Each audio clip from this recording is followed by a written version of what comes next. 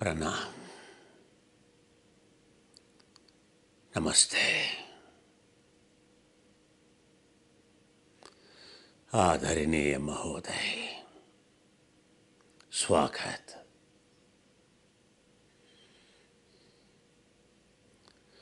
विधुरकाल नमोस्तुते।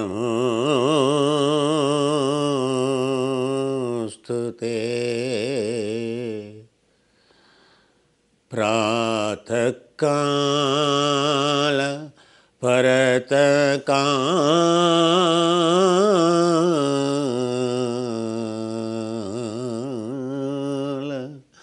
नमोस्तुते।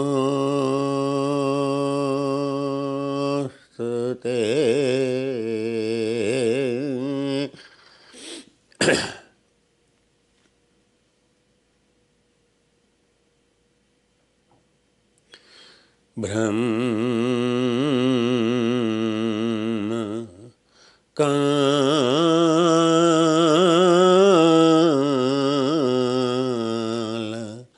नमोस्तुते।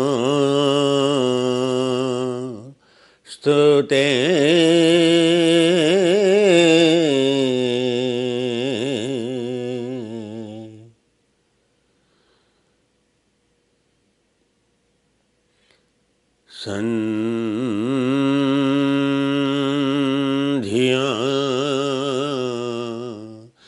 काल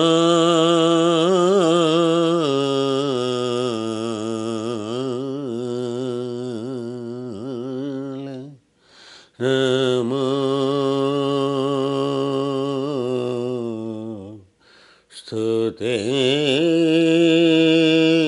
नमोस्तुते।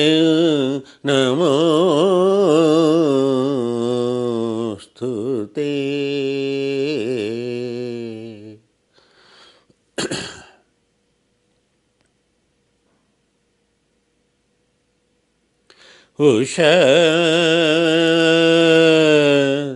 उषस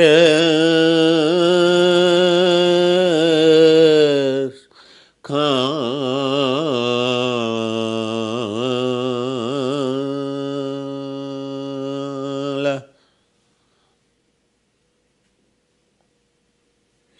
नमोस्तुते।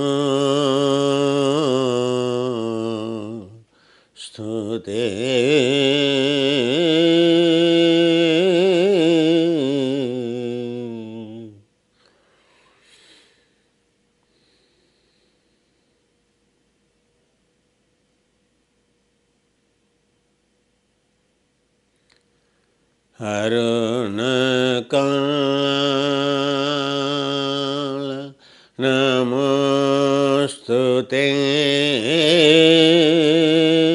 उषःकाल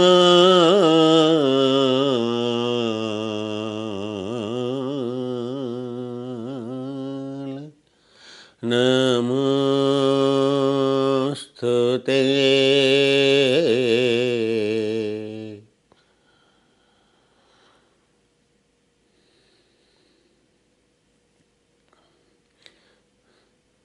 प्रभात परेभात प्रभात काल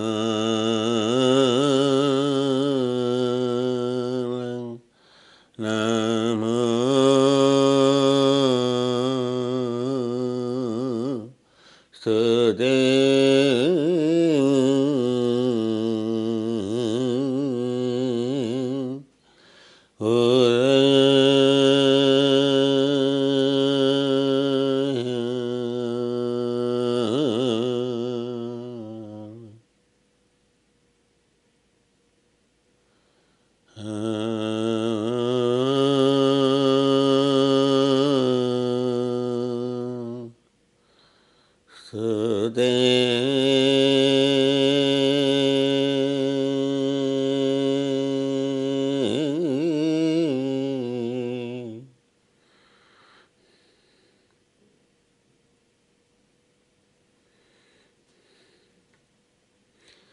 वाणी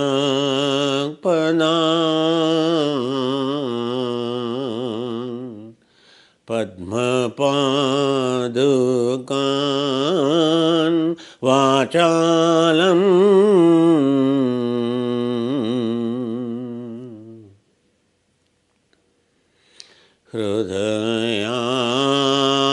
हृदयान्तन भावये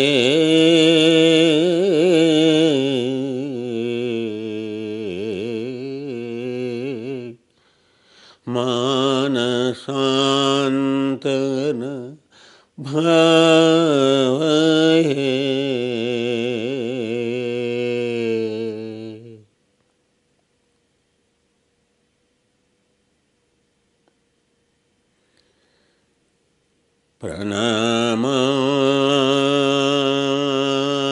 प्रणमामि पूजयामि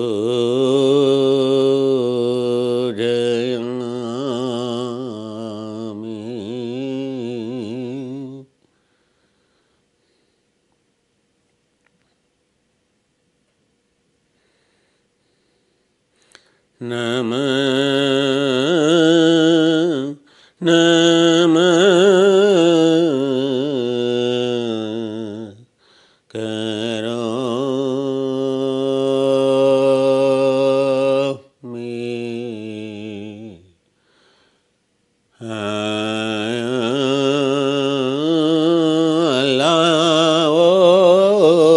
Allahu Akbar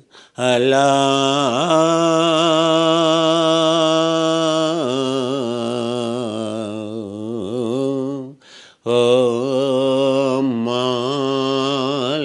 Malik Allahu Malik Masha Allah Insha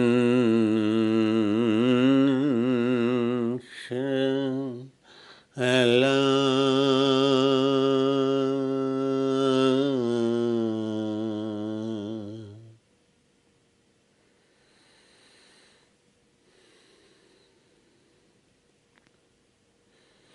Good morning, Holy Father. Good morning, Abraham. Good morning,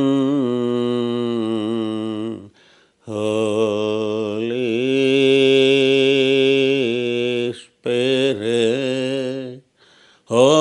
Holy Mother, Holy Messenger, Parabrahma, Paramatma, Holy Spirit, Allah, Holy Saints, they are Holy Sons of God, Ishvara, they are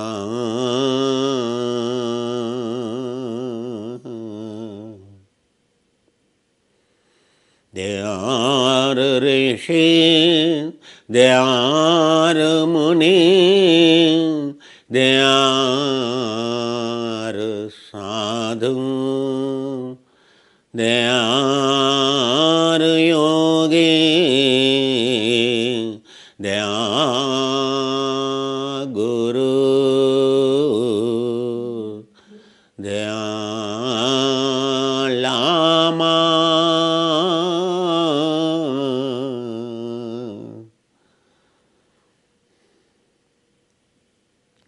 they are no man, they are no more.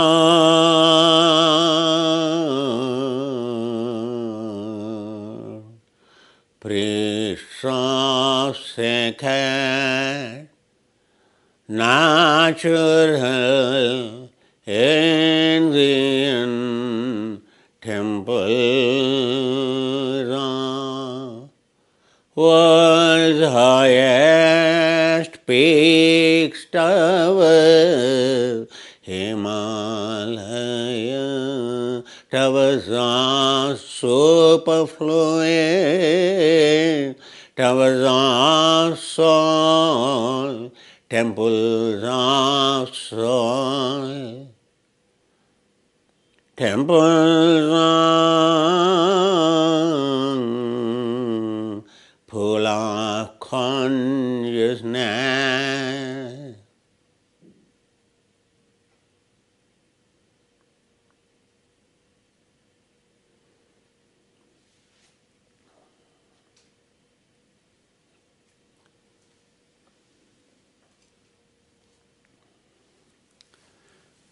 Vidurakala,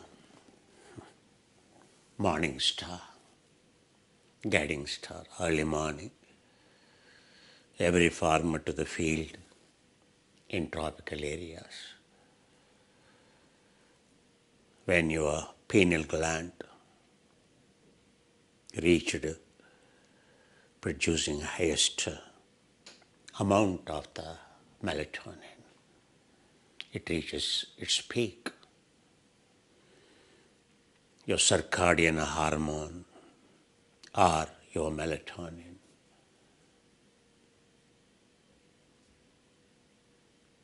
It is just a rice grain size. It's called Bindu in spiritual language. Final enlightenment is all about. Only activity of the pineal gland that can achieve self-sustainability, eternality, zero consumption, zero stress. The one who enables his system to function. A hormone which is designed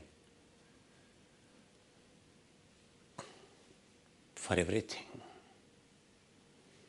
A mother of all neurotransmitters. A good neurotransmitters, bad transmitters. A good children, bad children. The problem for the parents is bad children consuming the resources of parents. Starving them to the death, causing them inflammation. All this scientific development, senseless science,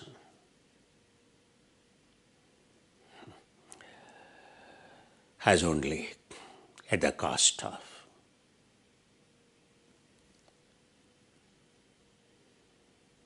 your circadian hormone. A hormone that's capable of handling everything. All endocrine glands, all stress, every inflammation, everything. Everything is moving in a clockwise direction.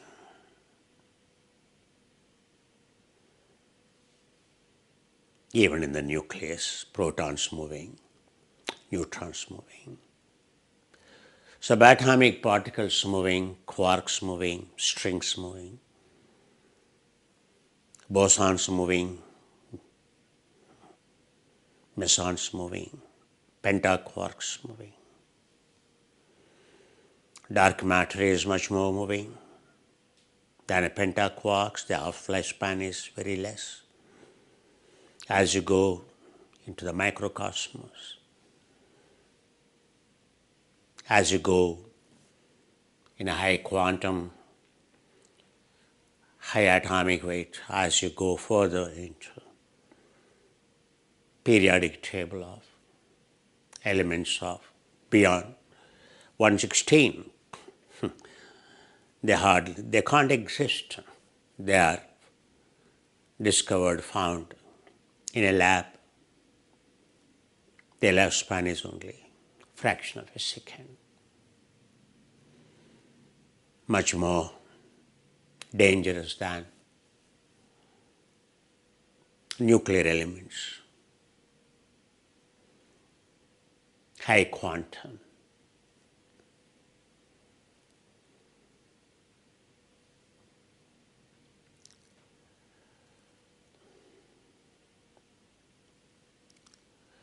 As you go into the low quantum, mesons, bosons too, are a dark matter, dark energy. Which route you choose?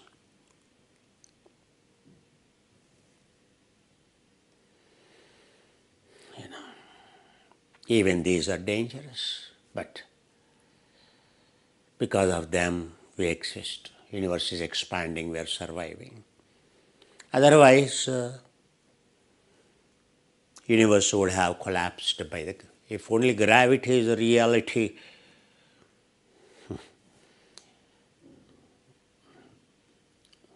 soon after the Big Bang itself, universe would have collapsed. It wouldn't have taken much time.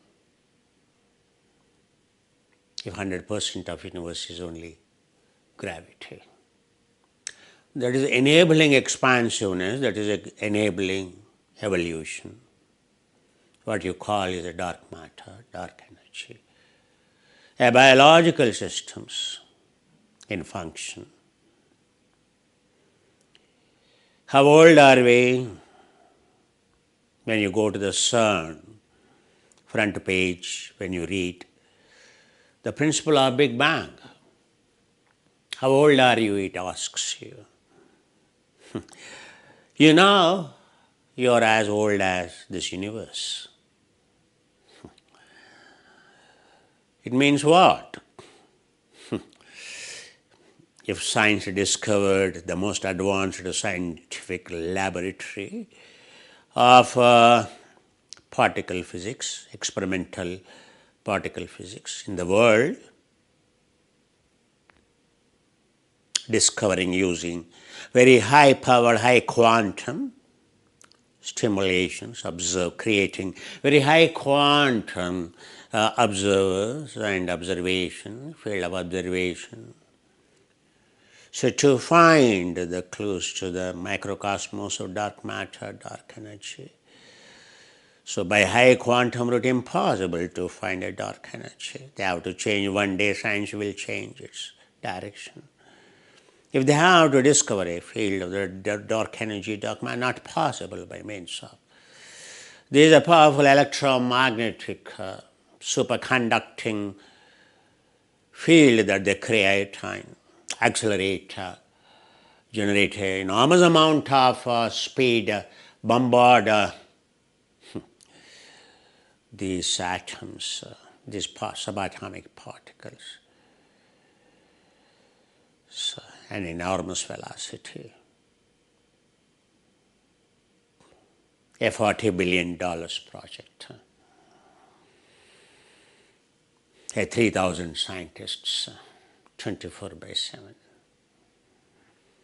A collaborative effort of the France, all the European, entire world. That's how, always, if you see the history, we only support demons, we only support high quantum. All our inclinations are towards high quantum.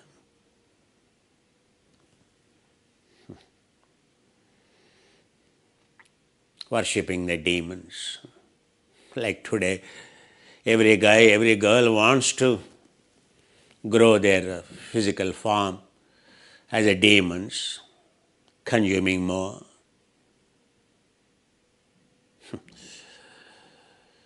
We are trying to become elephants, we are trying to become those lions,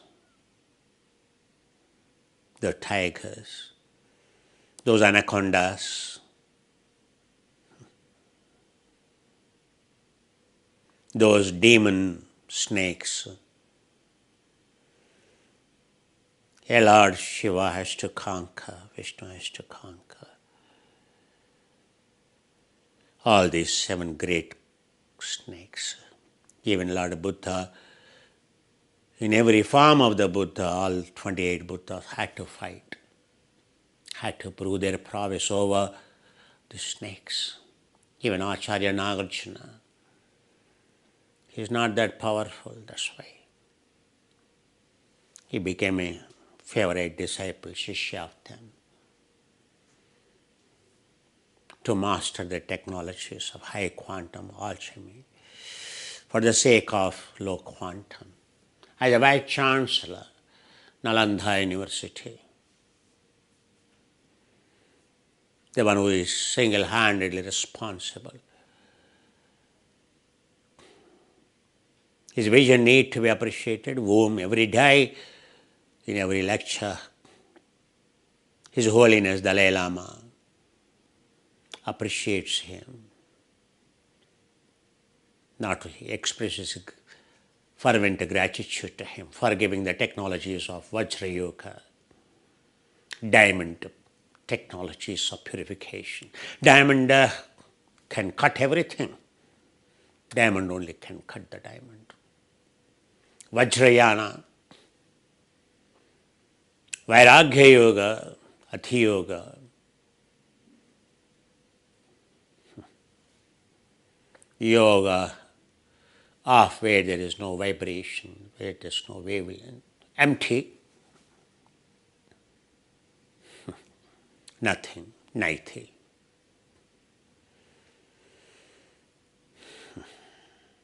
As you can't define singularity.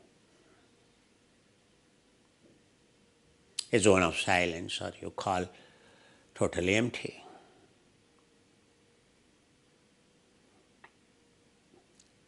A human created a vacuum itself takes away the sound. Sound can't travel in ordinary vacuum that is possible to create by the human.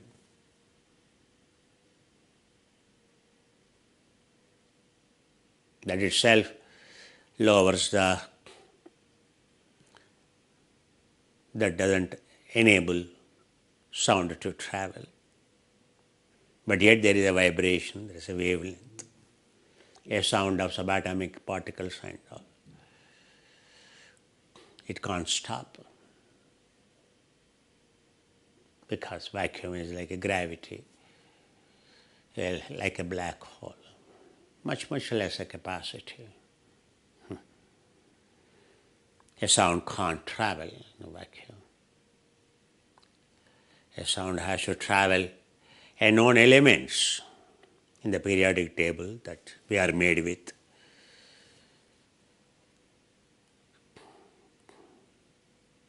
Will enable us to listen what we call as a sound, a particular frequency, a particular wavelength, below which we can't even listen. Very high frequency or low frequency we can't hear, whether you call ultra or infra bandwidths of light or sound, simply a measure of wavelength. High quantum is all about hypersonic, ultra, spirituality of ultra, high quantum, ultrasonics, at a stage where you can't hear anything. That's what high quantum is. Silence is all about. A low quantum silence is all about.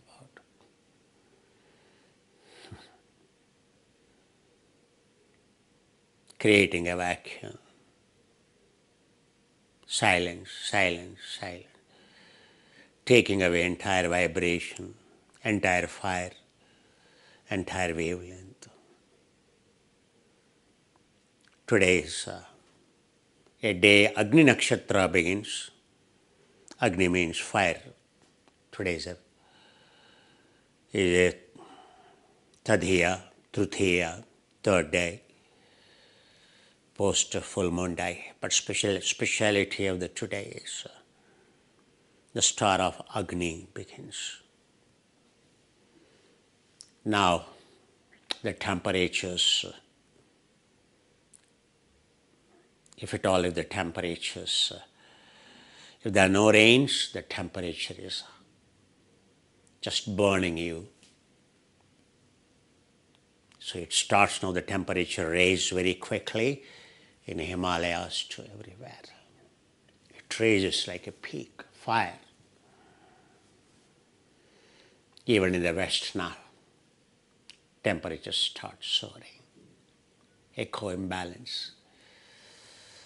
Never these Western countries faced such a temperatures, UK or European countries.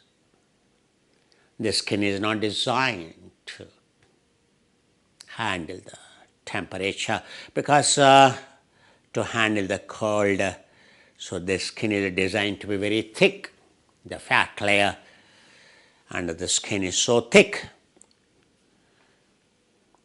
to be protected from extreme colds as the DNA or RNA designed.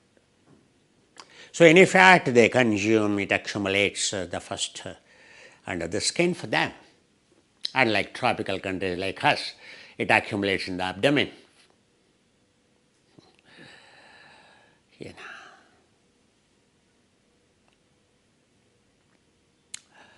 So when you have a lot of fat under the skin,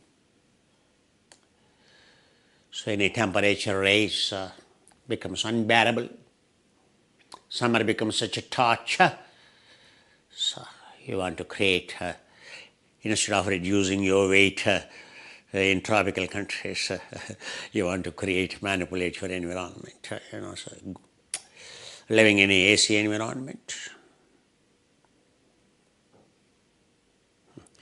Further reducing the temperature. Every car in the tropical countries now, every software engineer, everyone, a controlled temperature, manipulated temperature, taking away the cell's adaptogenicity, morning to evening. A varying temperature would enable our DNA, our circadian rhythm to function. Nowadays, a blocking, a controlled temperature, what inflammation it will create, what anabolic action it will create. How much calories it is, you have to consume extra at the controlled temperature. When temperature is so high, you can't even eat.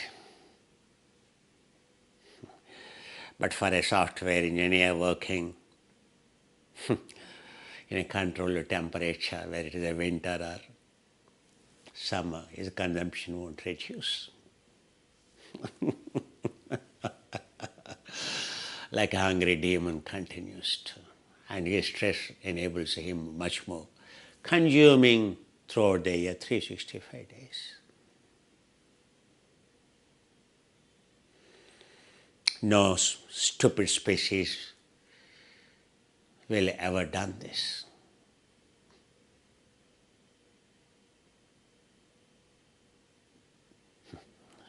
That's why I said, senseless science it is, just stupid science it is.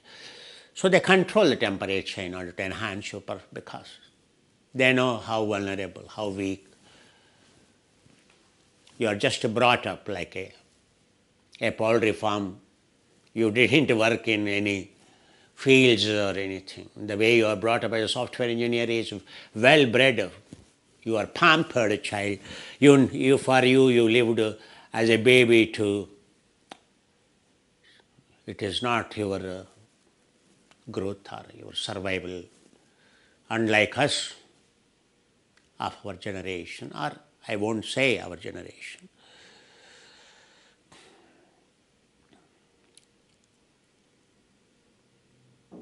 Food is a scarcity. Having food itself is such a blessing. Taste is never Taste is secondary. It is only on like Christmas Day or only on a Easter feast day. Only on one day like on a Ramzan or a Bakrid or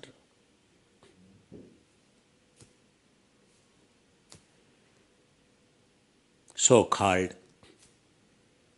only one day, very few days in the name of a festival. You enable your system little extra food. Even because in the name of that auspicious day, whether you borrow or you buy, borrow, beg, have seen that day in the name of the God or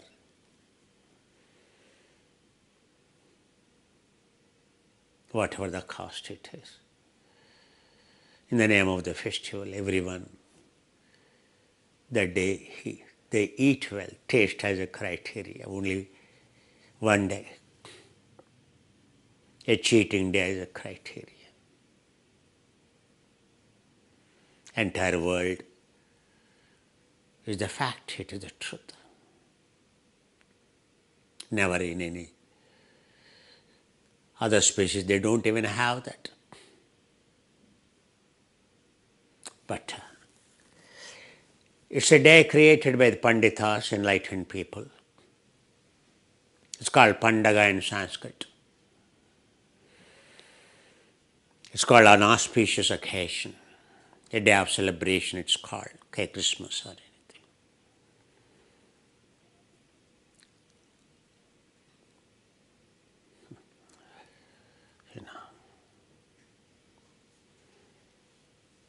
A day created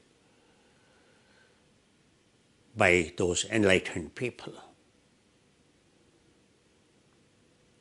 telling importance of nourishing this five course, this hardware at least. Nourish to conserve.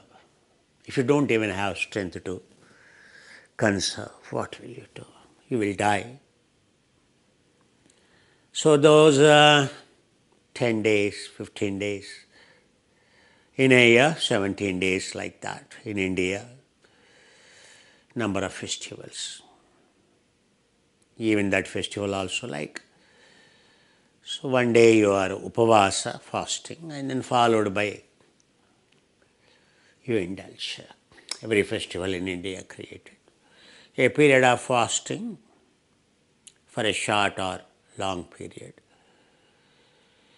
Like Ekadashi you call, what Trayodashi you call, Chaturdashi you call, Friday you call, Monday you call, Thursday you call.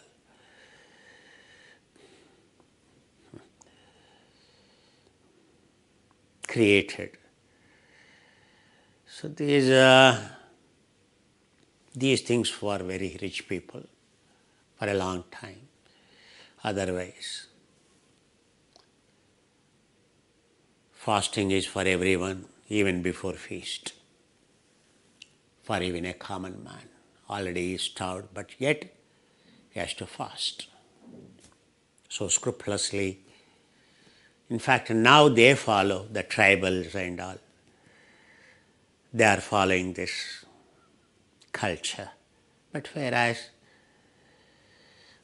all of us demons consuming, every day is a feast day, every day is a day of taste, every day is a cheating day for us.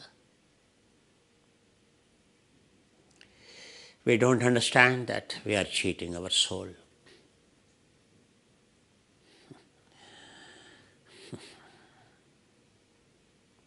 And we take pride.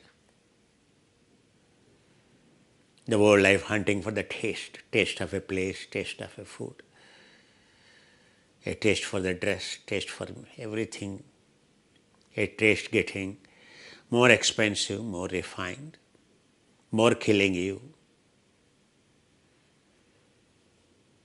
Not only you create your stress, but you are As your power increasing, you're creating a stress for others, for your survival, for your money.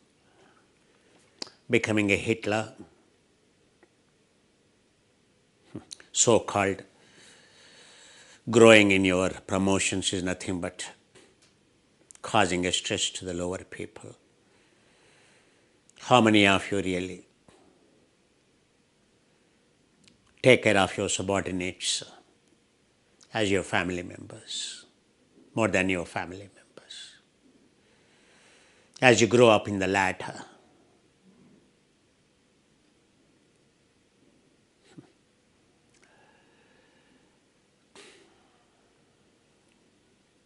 any of that positions all started hierarchy in a corporate or anywhere.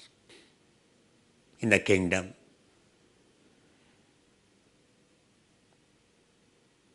working under a Raja is, every boss is not a boss, actually God for subordinates.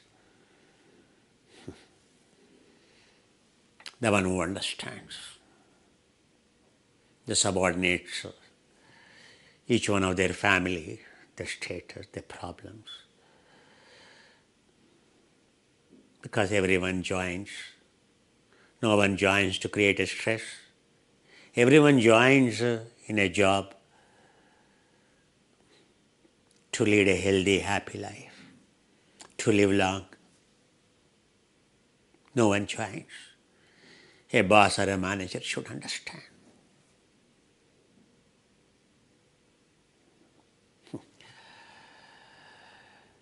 Now, a manager means scary. To work under a manager, and that to certain companies like in India, Infosys or some companies.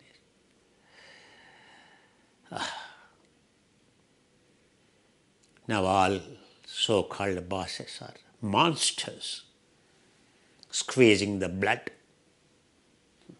sweat, enormous amount of stress. The one who joined for health and happiness, to make their stress zero, to lead a life. No one joins in any job. None of us we are doing it. Our living is not for creating a stress.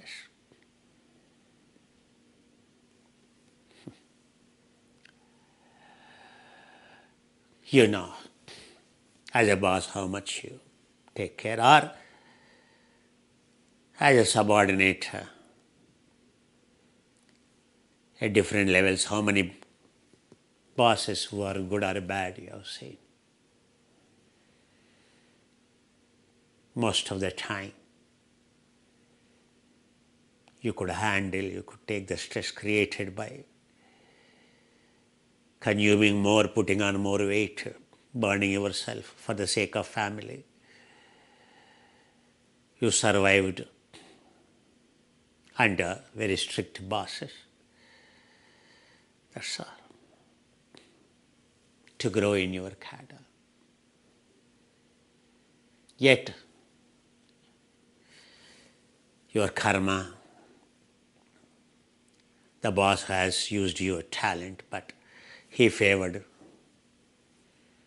someone who is his pet, a caste, a creed, a race, a country. So many things play a role.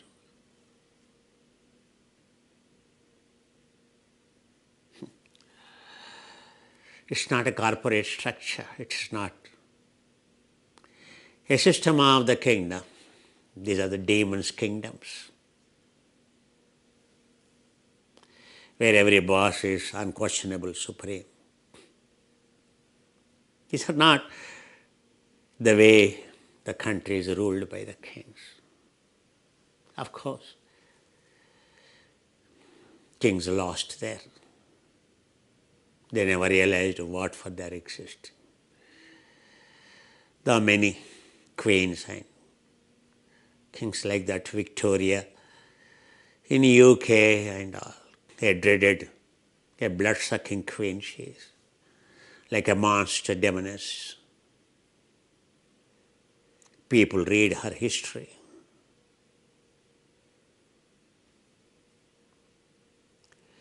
People read history of Saddam Hussein or anyone, Hitler, etc., who never worried about the people in the kingdom, people in the country. They fought for their own ego.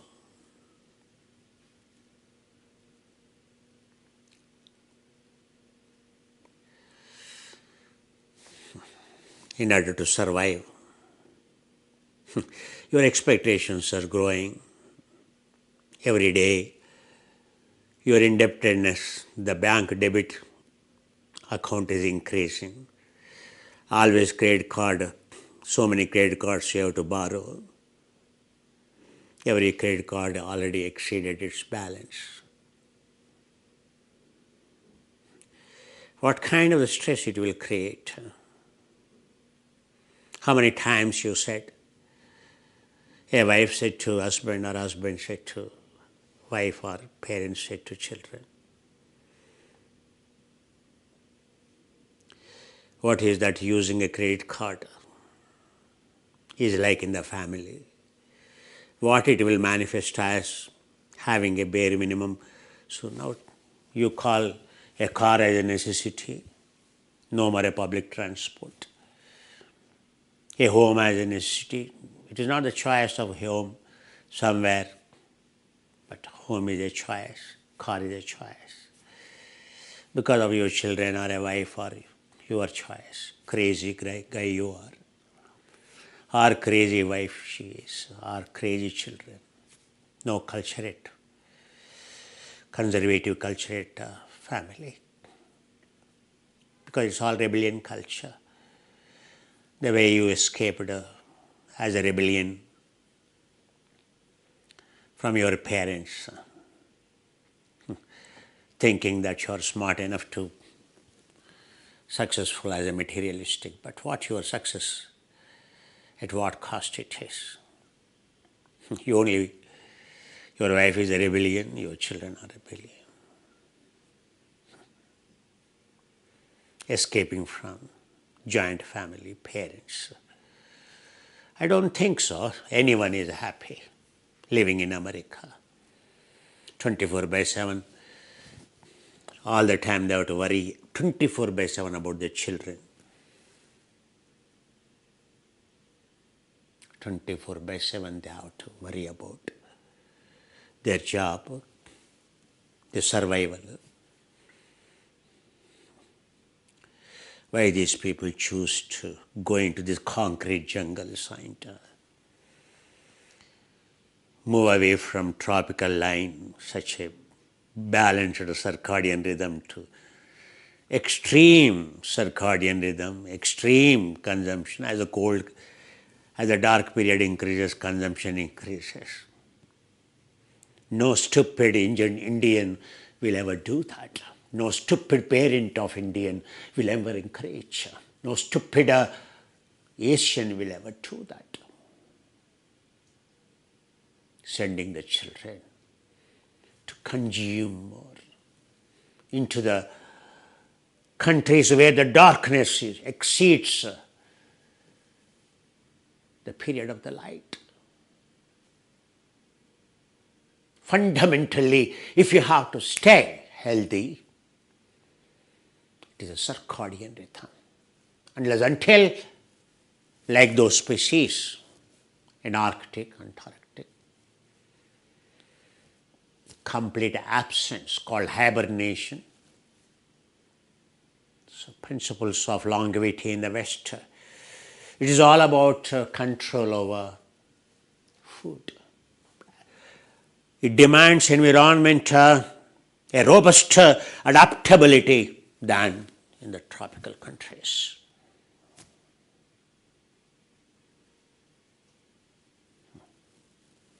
Understand? You have to learn to be healthy in the West. You have to learn to live like a salmon fish in the waters. You have to learn to live like a seal. live like those dolphins, live like those ice creatures, a period of total abstaining from the food input, totally conserving for months together. Every species is living in Arctic. As the size increases, or even if they have to be functional, moving, working, means they have much more a robusting adaptability mechanisms like a krillfish. Even under the thick ice, those fish, the many fish survive under utter minus temperatures, extreme temperatures. It's a species which hibernate, consuming more otherwise. Those polar bears and all have to hibernate.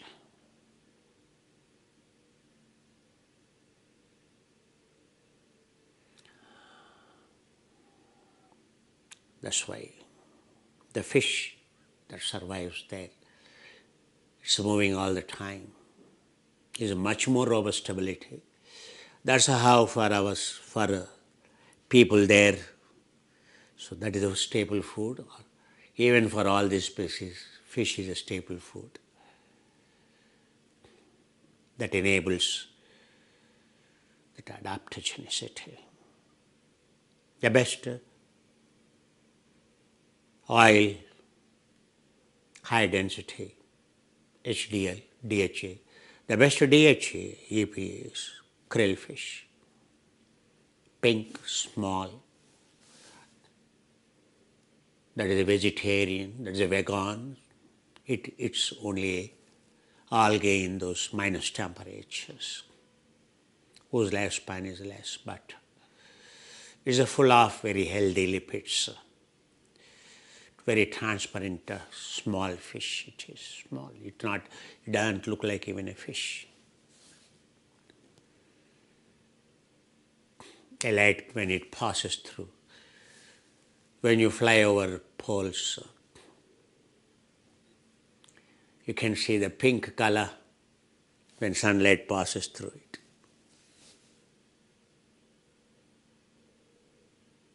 What a healthy oil it is. What a healthy. That is the most healthy oil. Or a shark which lives a longer period under utter cold temperature and at the depth of 8 kilometers to 9 kilometers. Special sharks. Only towards the poles at ultra cold temperatures. So they have survived the longevity. Since the time of dinosaurs, still they are existing, the same sizes. So the liver, they found the magic molecule is a liver. The liver produces all antifungal, antimicrobial, everything in that oil. It's called squalene. When you take away from that fish, when you bring it to ordinary temperature, from 7,000 meters depth to, when you hunt these expensive sharks, when you extract this oil from liver of the sharks, a magic molecule. So the first immediate thing is they have to stabilize it. Otherwise, the very squalene, it is of no use. When you stabilize it, it becomes a squalane. Nothing superior to it. Anti-cancerous. Every species, including us, what we are consuming. Highest percentage not consumed by your muscle, not consumed by your brain. It is a must. Now it is much more. Liver, 27% of your basal energy expenditure. The number of calories, the amount of oxygen, based on your fat-free mass when you calculate. 27%, the maximum. The nearest is only a brain, 19%. But now, your brain, in anaerobic mechanisms, in very poor aerobic conditions, so your brain is consuming, your mind is consuming much more. Or whatever the food you are consuming, your brain is consuming. Because your DNA intelligence, all your 38.5 trillion cells, learned to sacrifice for each other. That's the way the evolution is. When some cells are demanding more, many other cells sacrifice their food.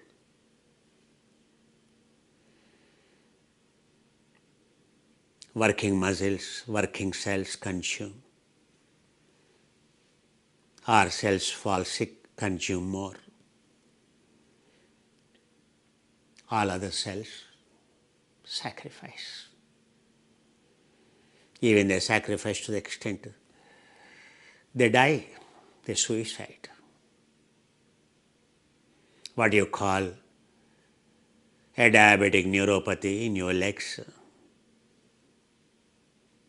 or what you call a varicose veins.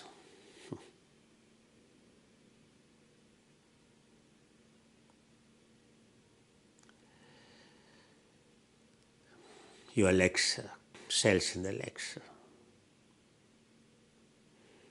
In the evolution period, they have undergone a lot of torture. Even in this life, to feed your brain, many areas sacrifice. Even what you call cardiovascular disease is nothing but a cell is which is designed, when you talk, a blood supply system of the heart is choking.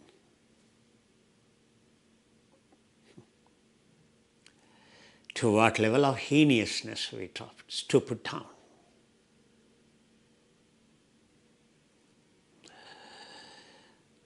How much the soul. A heart designed to connect the soul.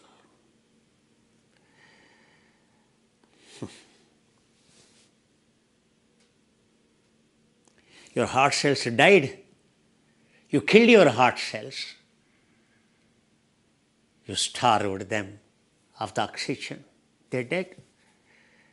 What do you call heart attack? What do you mean? Infarction. Myocardial infarction, the technical name of cardiac arrest is the death of your cardiocytes, the cells. 24/7 it works to serve others.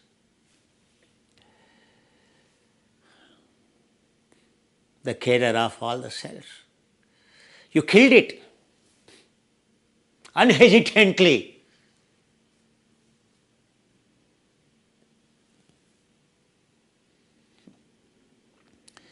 Software engineers much more, educated much more, employed much more.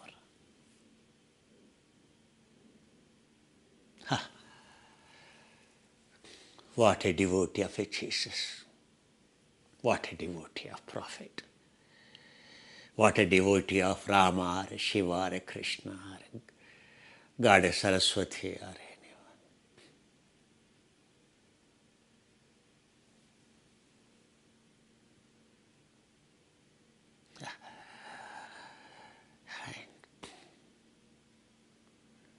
and you are artificially racing it. It's not working. You are racing it artificially again.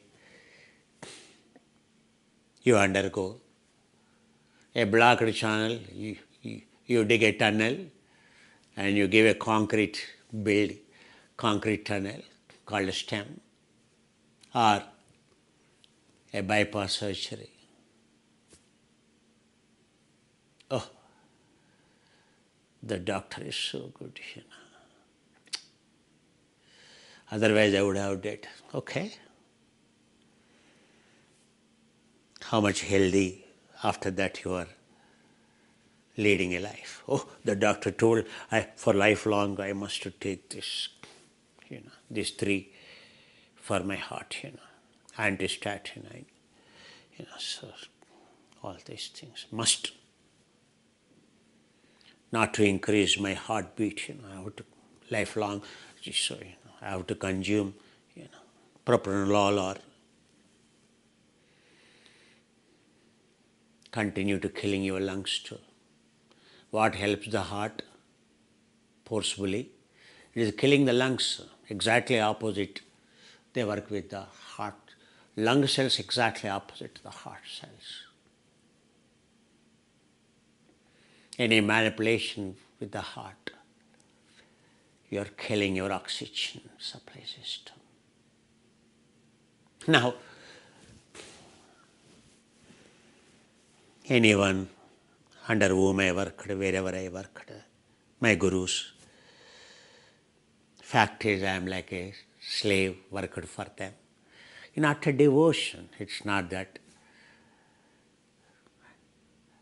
all the time in any ashram. It was very, very, that's why they chose me to serve them. And you are much more sincere, much more devoted, then you get opportunity to serve gurus. So this famous tradition, Vipassana, a Goenka tradition. In search of my soul realization. Now they are all passed away, mostly very few surviving. I served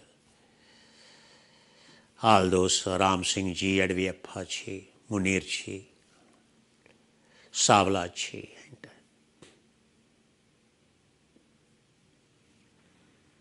Shivappa Ji, and much more.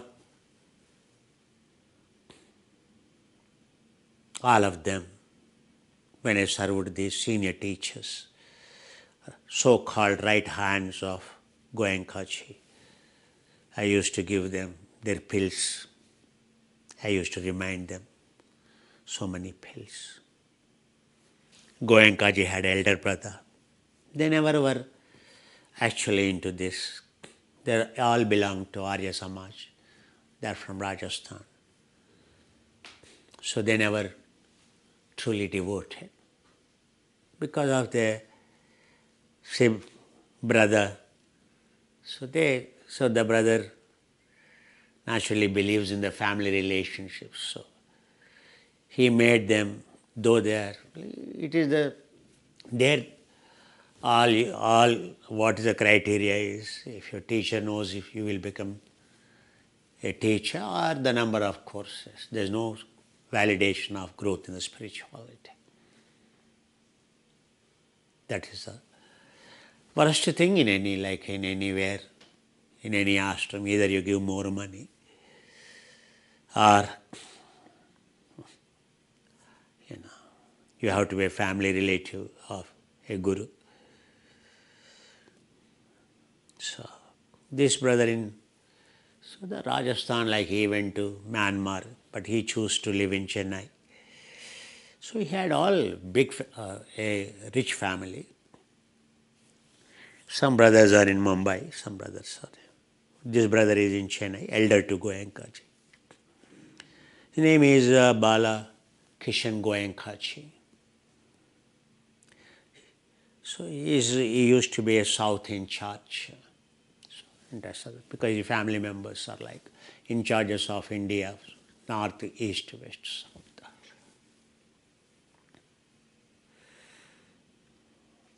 But none of them, frankly speaking. So naturally, they don't do any harm to their younger brother. Rather, they feel their ego satisfied to get this kind of, as a business, they continue to do their business, but when they come as a senior, such a great teachers, many of these who are running these ashrams, they have to report such a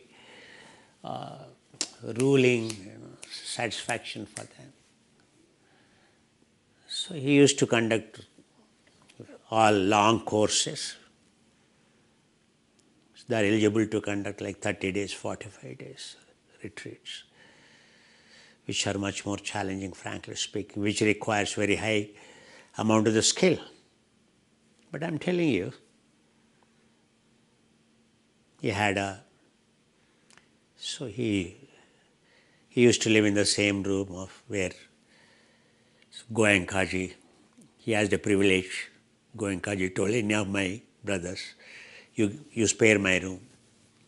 That's special. Every ashram has one room exclusively meant for him.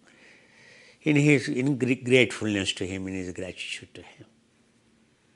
So I used to go.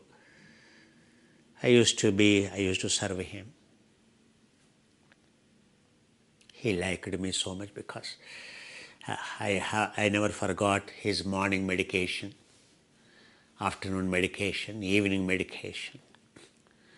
Had to remind him about food because he has a diabetic and whatnot, and high blood pressure, and he has sleep apnea, whatnot.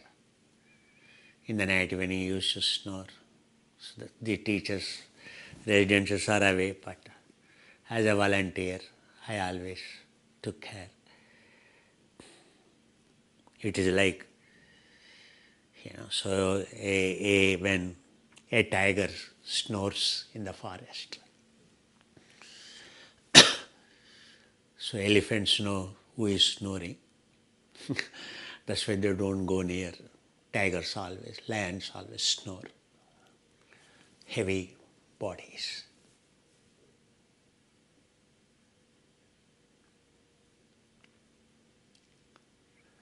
And the moment sleep apneas, so naturally your sleep is not sound.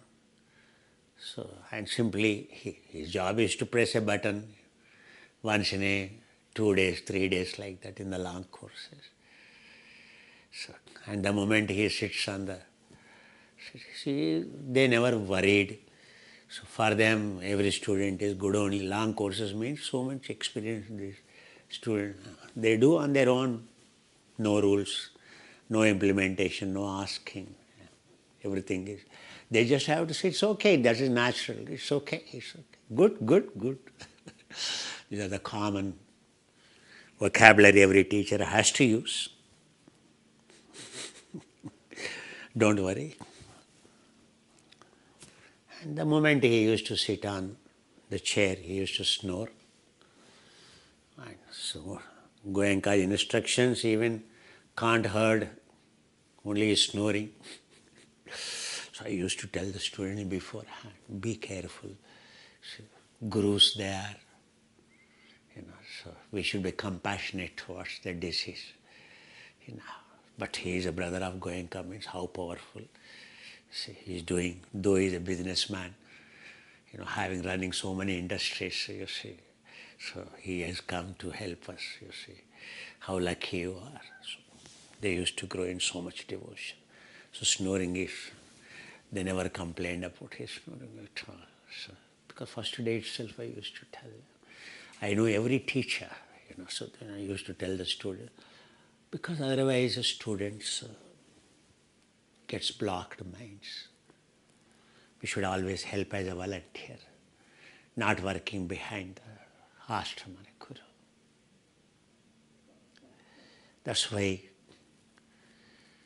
every student used to greatly thank me at the end of the course.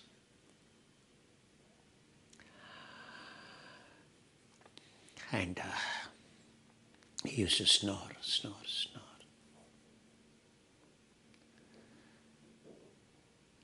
Whomever I have seen, the teacher under whom I have done my first retreat, died of heart attack. His name was Gujarati, Sohanlal Kataria. Every ashram I can remember my gurus.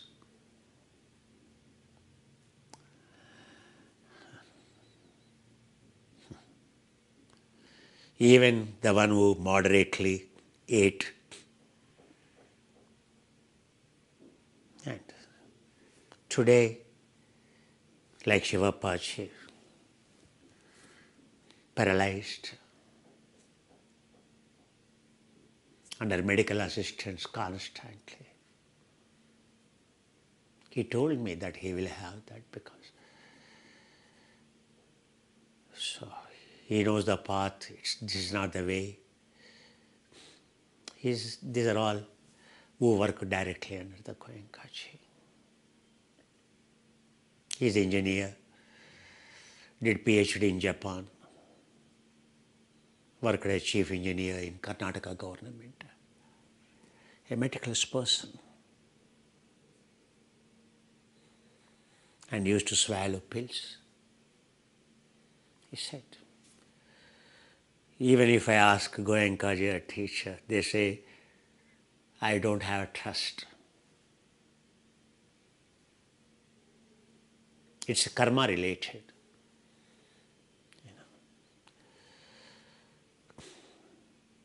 Everyone whom I know, whom I served for a long period, in the hope that someday enlightenment will come. I have seen where the senior students are, the more regular they are, and most of the teachers and all, they all invariably had, I tell you, diabetes, invariably suffered and, cardiovascular disease, sleep apneas, a technique which is supposed to conserve oxygen. You tell me what is the validation, whether when you look at the seniors closely, that's what you will learn. 7 years I have seen. Even those who are, some of them are eccentric, doesn't make any sense. Like one senior teacher, still she is there, comes from Aurobindo background, like Shanti Ben, too high IQ, a psychic, comes from that background, still swallows the pill, but I think she is only the one still mobile, otherwise, because of her physical activity, kind of very, very active, she doesn't keep it silent for a minute. She is so inquisitive about everyone's experiences.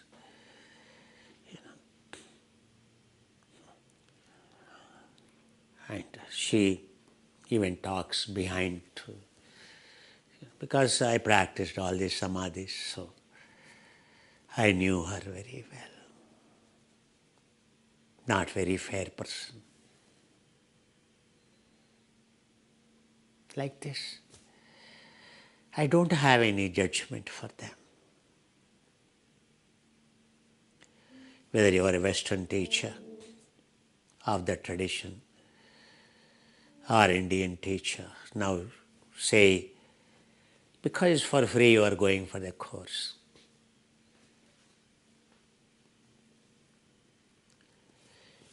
The problem is, that's not the way. The measure as oxygen conservation. Actually, I have seen those retreats. Many people go schizophrenic. my own cousin, because of high quantum. It is simply used as a high quantum technique.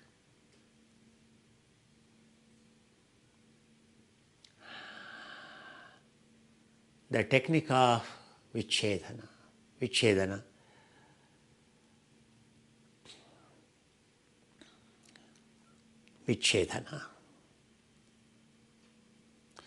Tasmin sati tasmin sati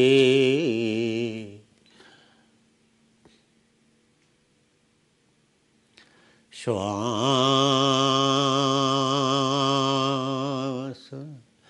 prashvasa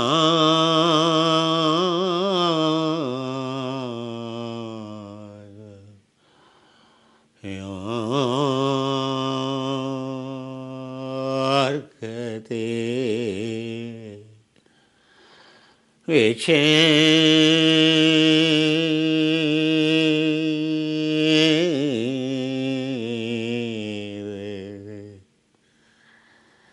pranayama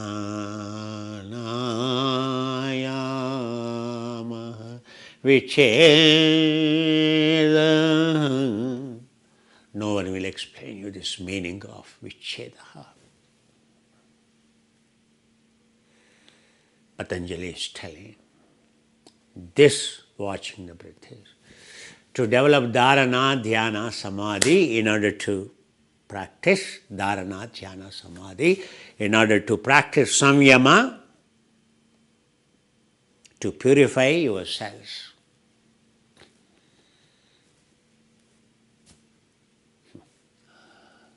It's a special word, what you are doing. Dharana, dhyana, samadhi is called. Now you are lying down doing. The most safest method, because your center of mass close to center of gravity, quickest way of achieving a absolutely low quantum.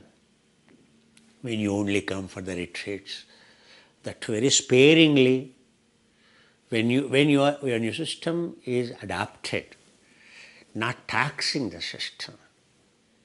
At the end, when you will be able to dissolve everything, vicheda is to dissolve everything. Watching the breath is to dissolve elements, like you meditated for those couple of minutes. So you felt lighter. Automatically your breath drops down. Sutta Sampradaya is because your mind won't listen to you. If you try to meditate on your own, impossible to get enlightened. That's why gurus, you sit under the Guru voice. You are surrendering to Guru voice. Like one surrenders to musician's voice. A singer's voice. So Guru's voice you surrendered. If that voice, that sound is originated from silence, it helps you. But that sound is coming from high quantum person, it will kill you. The problem with the sound is that, origin of the sound. It is not which octave Guru is using, but a Guru is enlightened, silence, experience the silence, your sound is coming from silence. The one who has only practiced high quantum, is the sound you are listening, like music and all. So you become addicted. You start consuming more. One day you may go schizophrenic also, you get obsessed because you always keep your favorite singer or whatever it is. So a big frame in your bedroom, or so your favorite musician, or so on your mobile phone also. You won't keep your parents, but if you are a youth, I can imagine now, so the software engineers and youth, whose picture on the moment your mobile you open, your favorite rock star or rap star or your favorite musician, or So with all head down, and with his instrument, so how much you love that posture. So who has rocked you, who consumed your oxygen, and every day you want to kill yourself looking at him.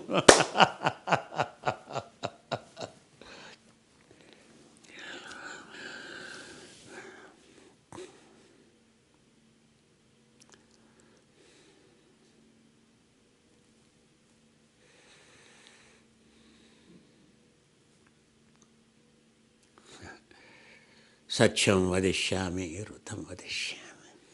Meditation is very simple. Namaste Prithvi, Namaste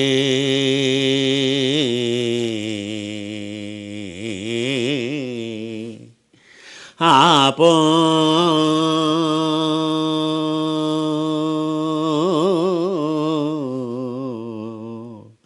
Namaste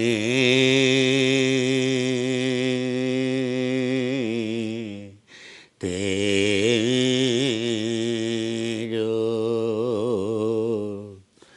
Namaste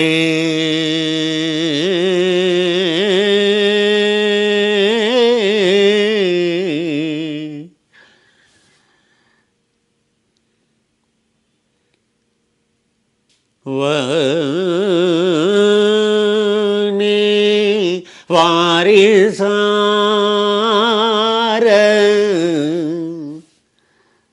are called Namaste Vayu, Namaste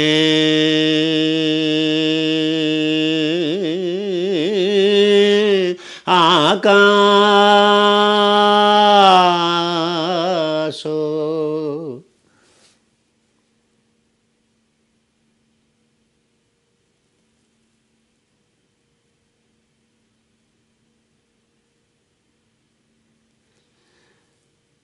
Namo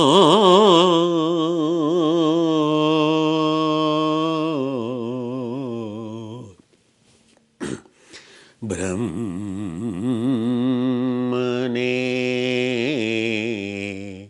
Namo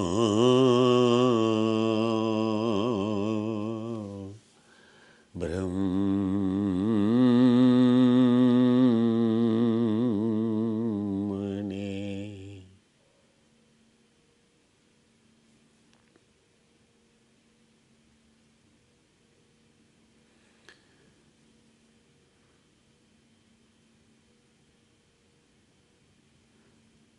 Tvameva,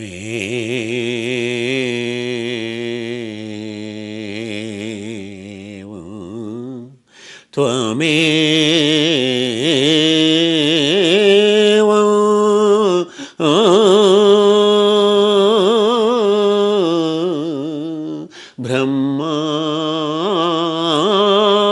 Brahmasi, Brahmasi.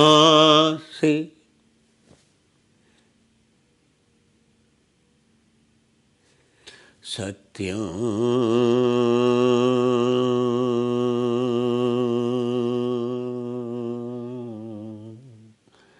vadishyami,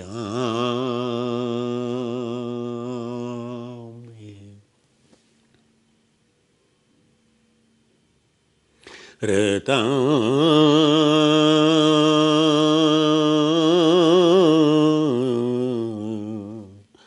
vadishyami.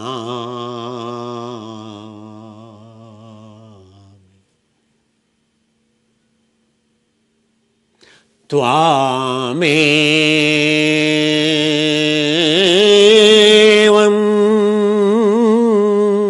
pratchaksham brahmasi.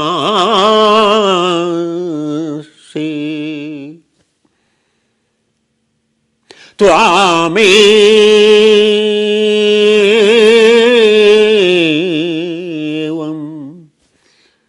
pratchaksham brahmasi.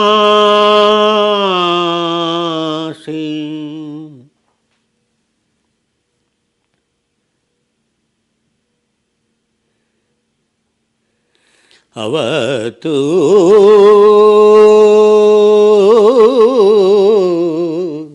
vaktaram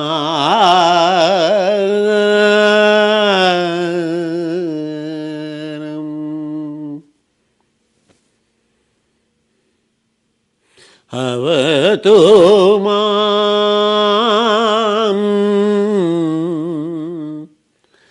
avatu vaktaram.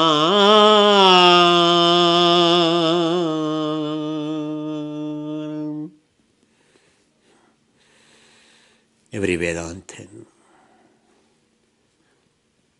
Of course, these days, Upanishads are shortcuts, like Smartha. No one reads from, like Prithvi or like that.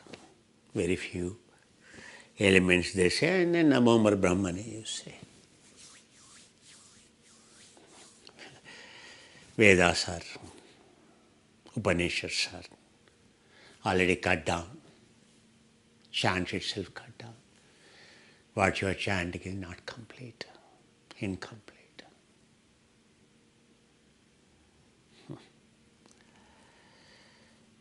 Who will educate you?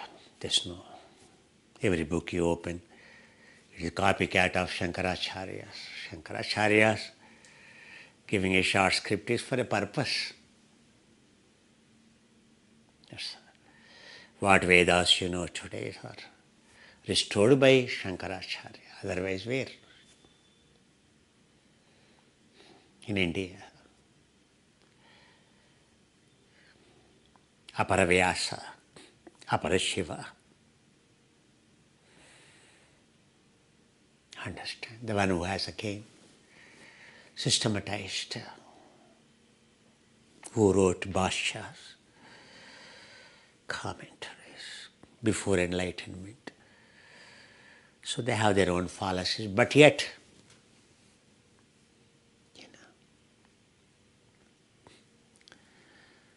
and further down the line, manipulated.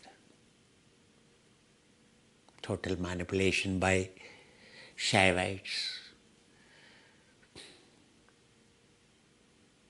He is known for Panchayatana Puja, means Shiva, Vishnu, Sun, Durga, Lakshmi, Saraswati, all are. As the qualities. That is only the thing he taught.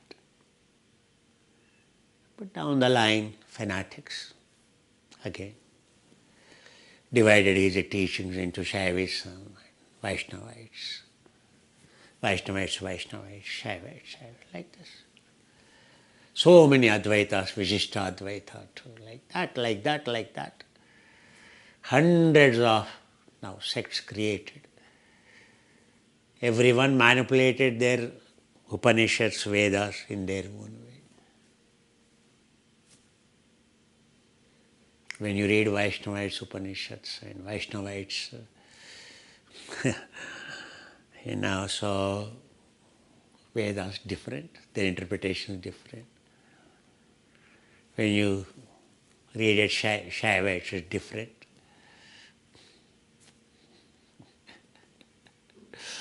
Each one of them, they have changed the chant itself in first place. They added many of the Upanishads. Shaivites added their Upanishads, and Vaishnavites added. Every Guru came, they added their Upanishads. 8 Upanishads have become 108 Upanishads.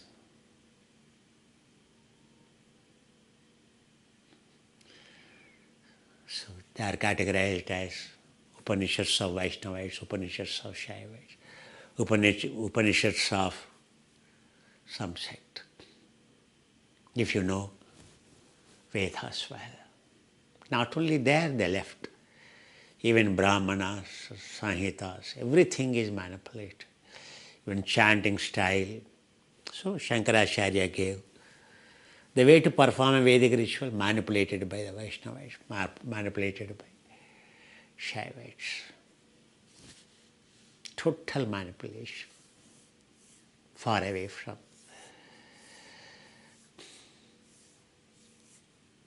Everyone claims their way is superior. A person like me untouchable because neither I am in favor of Shiva or Vishnu or any of the sects. If my talk is in favor of them, they will love it. If I am further, now Krishna is another sect started.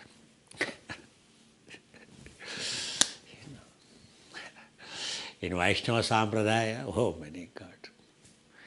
Rama sect different, Krishna sect different, Parshurama sect different. Their festivals different, their rituals different, their fasting different, their gurus different, their Vedas different. My long journey. But my fundamentals were strong.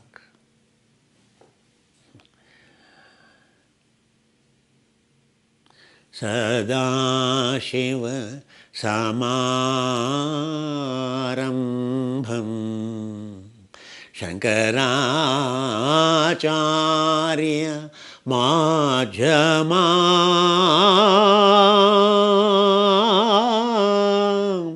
Asmadacharya Pariyantam Vande Guru Paramparam. A criteria given. Whose teachings are original, whom to follow. All your teachers have to be following not this sects, have to be following that. What Shankaracharya given. There is a Anushtana Vedanta practicing, which Vivekananda, where I studied Vivekananda, almost a decade my alumni. So, Anushtana Vedanta means practical living to realize, to become a yogi. Pramana based. Tvameva pratyaksha brahmasi. What Patanjali is saying? Pratyaksha anumanagama pramanani. What Vedas say? Only pratyaksha, the one who has experienced it. Tvameva. All these elements dissolving or not, you have to experience it. Brahmasi.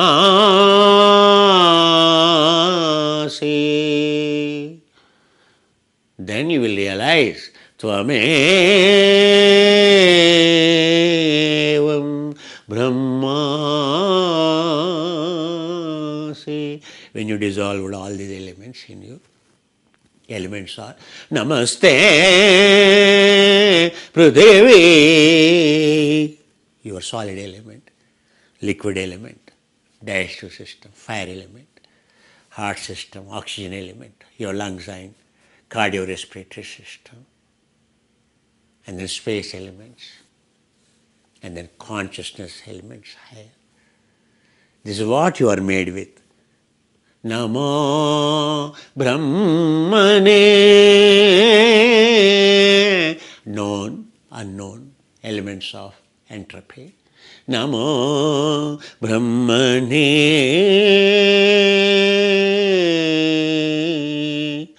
Tvameva Brahmasi. Only when you dissolve the elements, with a proof, Satyam Vadishyami working with the truth, that is proving, reducing constantly your oxygen consumption, your heartbeat. Rutam, no chance of experience. Science is never a. What you feel, it has to be proven.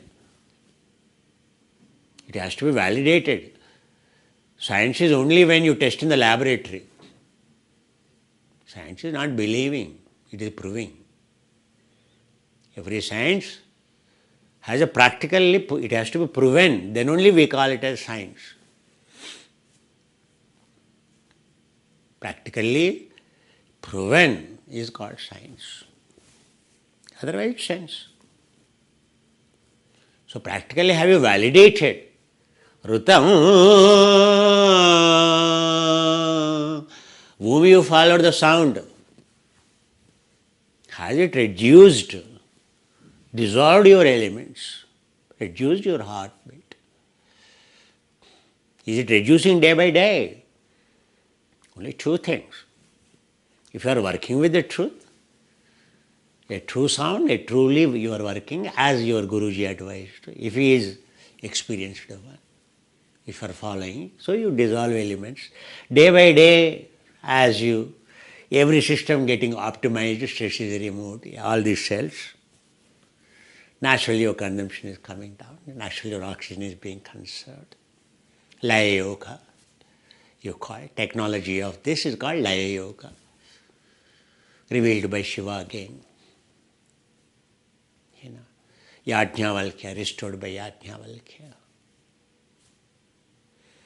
Before even Patanjali, Ashtanga Yoga, already Ashtanga Yoga is there. That's called Yoga Sanhita. That's called Raja Yoga. Raja Yoga is not given by Patanjali, it is given by Yajna Vedic rishis, a practical technology, a method of engineering. So how to achieve it is a technology. Engineering is also study, but so it becomes only when you apply it, it becomes a technology. Understand? Tools designed and working based on your engineering. Engineering mother is science. Science mother is spirituality. Philosophy. Philosophy mother is love for the wisdom. Philosophy mother is spirituality. Spirituality gives philosophy. Philosophy gives science. Science gives engineering. Engineering gives technology. The same method. How many of you know the difference actually? The mother of all sciences is philosophy. Not actually philosophy, that is what you read in the books. It is spirituality. What is Vedas? Veda means wisdom, love of the wisdom, love for the Silk Route concept it is. Philosophy, Sophia, philo, love of wisdom. Sophia means the one who possesses. If your name is Sophia Pesarozzi, so means your love is for wisdom. Your living is for wisdom. Philosophy. Our love should be quality for the wisdom, not for how handsome you are, how beautiful you are, whether you are a short guy or long, whether you are a black or white. A stupid fellow looks at this, falls in love with these things. Is it called love of the wisdom? Again you say, I love so and so philosopher, I don't like so. I follow that spirituality. Everyone's has their own. The spirituality is nothing but actually what you call is egocuality. your passion, your consumption, your taste. Even spirituality is no different. Only objects vary, that's all. Only the sound will vary, whether you call mantra or visualization or a form. A form worshippers or sound musician, music lovers, or cinema actor lovers, form lovers. Same thing there, here, it is same. Either your worship is for Hollywood actress or actor, or a particular goddess like Saraswati, or this thing, that thing. Or a hero is, so you have a Krishna or Vishnu or Shiva. Only now role changes, that's all. Now the same passion here also. Taste. Somehow I love this, Hanuman. So yes, Hollywood star can be Schwarzenegger or not Schwarzenegger, Sylvester Stallone. Like, now Avatar movie and they fly also, Hanuman. So naturally the one who loves Avatar movie kind of thing, so naturally loves Hanuman. The same identification, cell coupling, So the one who loved a particular actress, so a particular goddess which looks like that. Angelina Jolie, maybe that, what you call that gun, she became very famous with that, so with fighter, role, with action heroine. So Tomb Raider, right? Am I right? That movie's name is Tomb Raider, So your favorite will be Durga, Oh my God.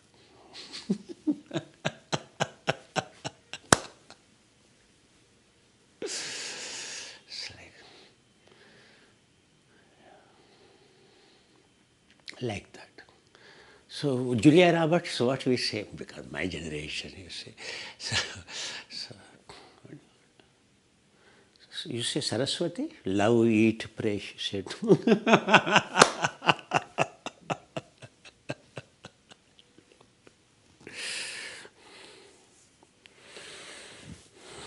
Like that.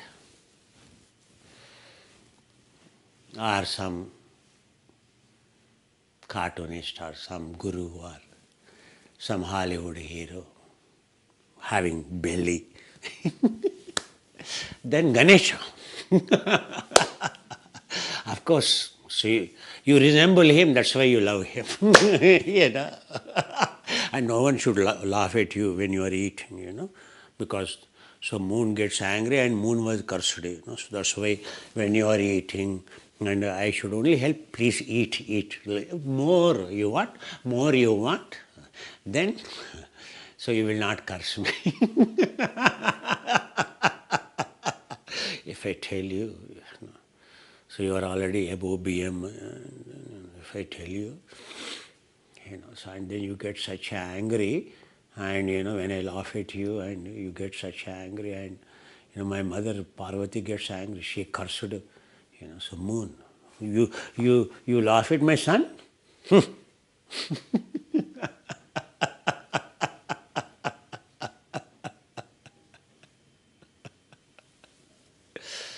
I won't laugh at you,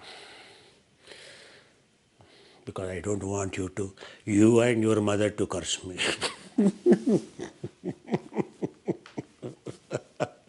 I need only blessings. Prophet says, so should never earn the curses of the people, but blessings of the people. In one message, he tells the message of entire Quran. Every action of you is, everyone should remember you for the help you have done. That is only the criteria of whether you have progressed as a human or not, or whether you are close to Allah or not. Very simple. That's called dua. Simple. Very powerful. Every Muslim is supposed to work only to earn dua, nothing else. That is the punya, that is the merit. Punita. So these are bullocks, so the lime, so they go, and in olden days building material of cement, the way it is prepared, and then finally, so when it is churned, ground well, and like a cementing, it has become fine paste. So then you store in the next day before you use, so you store in a vessel. So in the vessel, so there is a thin layer of the water deposited. That's called, that is special. So that is, it has all healing effect. That is called Nita. That's called Navanita, Theta, Theta Giti. So in Theta Giti is a poetic grammar, so in my mother tongue. My mother tongue grammar is much more complicated than Sanskrit, much more elaborated than Sanskrit. So Sanskrit is easy. That's why in Shankaracharya's Sringeri, so now it is all, our people are becoming heads of that. Understand? So that has to be used. So it is collected and it is given to the housewives and all. So at home, so what they do? So so because the whole body, microbiome is very important. Microbiome balance is very important. So what they do? Betel nut and with arecut. So with with betel nut and betel leaf. So where we are planning to have our own ashram. So and where spices are grown, antioxidant environment completely rich. So where all these spices are grown naturally. So the environment has to favor. So where Shankaracharya chose to construct, so there, so antioxidant activity is very, very high. So these are betel leaves, so naturally creepers to these betel nut trees actually. So and then, so you have, so these betel leaf and in that, so, so you have a crack, a nut cracker. So traditionally every home has a bronze, so nutcracker. There is a nutcracker is not there means so in that house there is no culture. So at the time of the wedding, you have to prove you are cultured. So you have to prove a betel leaf is there, a nut is there, and so a wife side have to present to the son-in-law. So a fresh betel leaf and so so nutcracker and then so then this and then so and the betel nut and cracker and the slime. This is slime. So this is what floats on the screen. So at home they store in this very thin layer it is. So they store in small tin, and so every day in the evening, night after the meal, so in order to restore their digestion, and because betel leaf is highly acidic, so it has many enzymes like cellulase and all, so the betel leaf is anti-parasitic and all, so each one of them, and slime is alkali pH, so it kills all the bacteria and all, restores so the healthy bacteria inside all over the India, and sublingual. The fast acting is so under the tongue, so they keep it in the, so this betel leaf and this paste, and plus so there are some healing ingredients are used. Actually a natural stone is used. So so a mineral stone is used, which is having a kind of salt it is actually. So it has 80 kinds of the minerals, so that is also kept.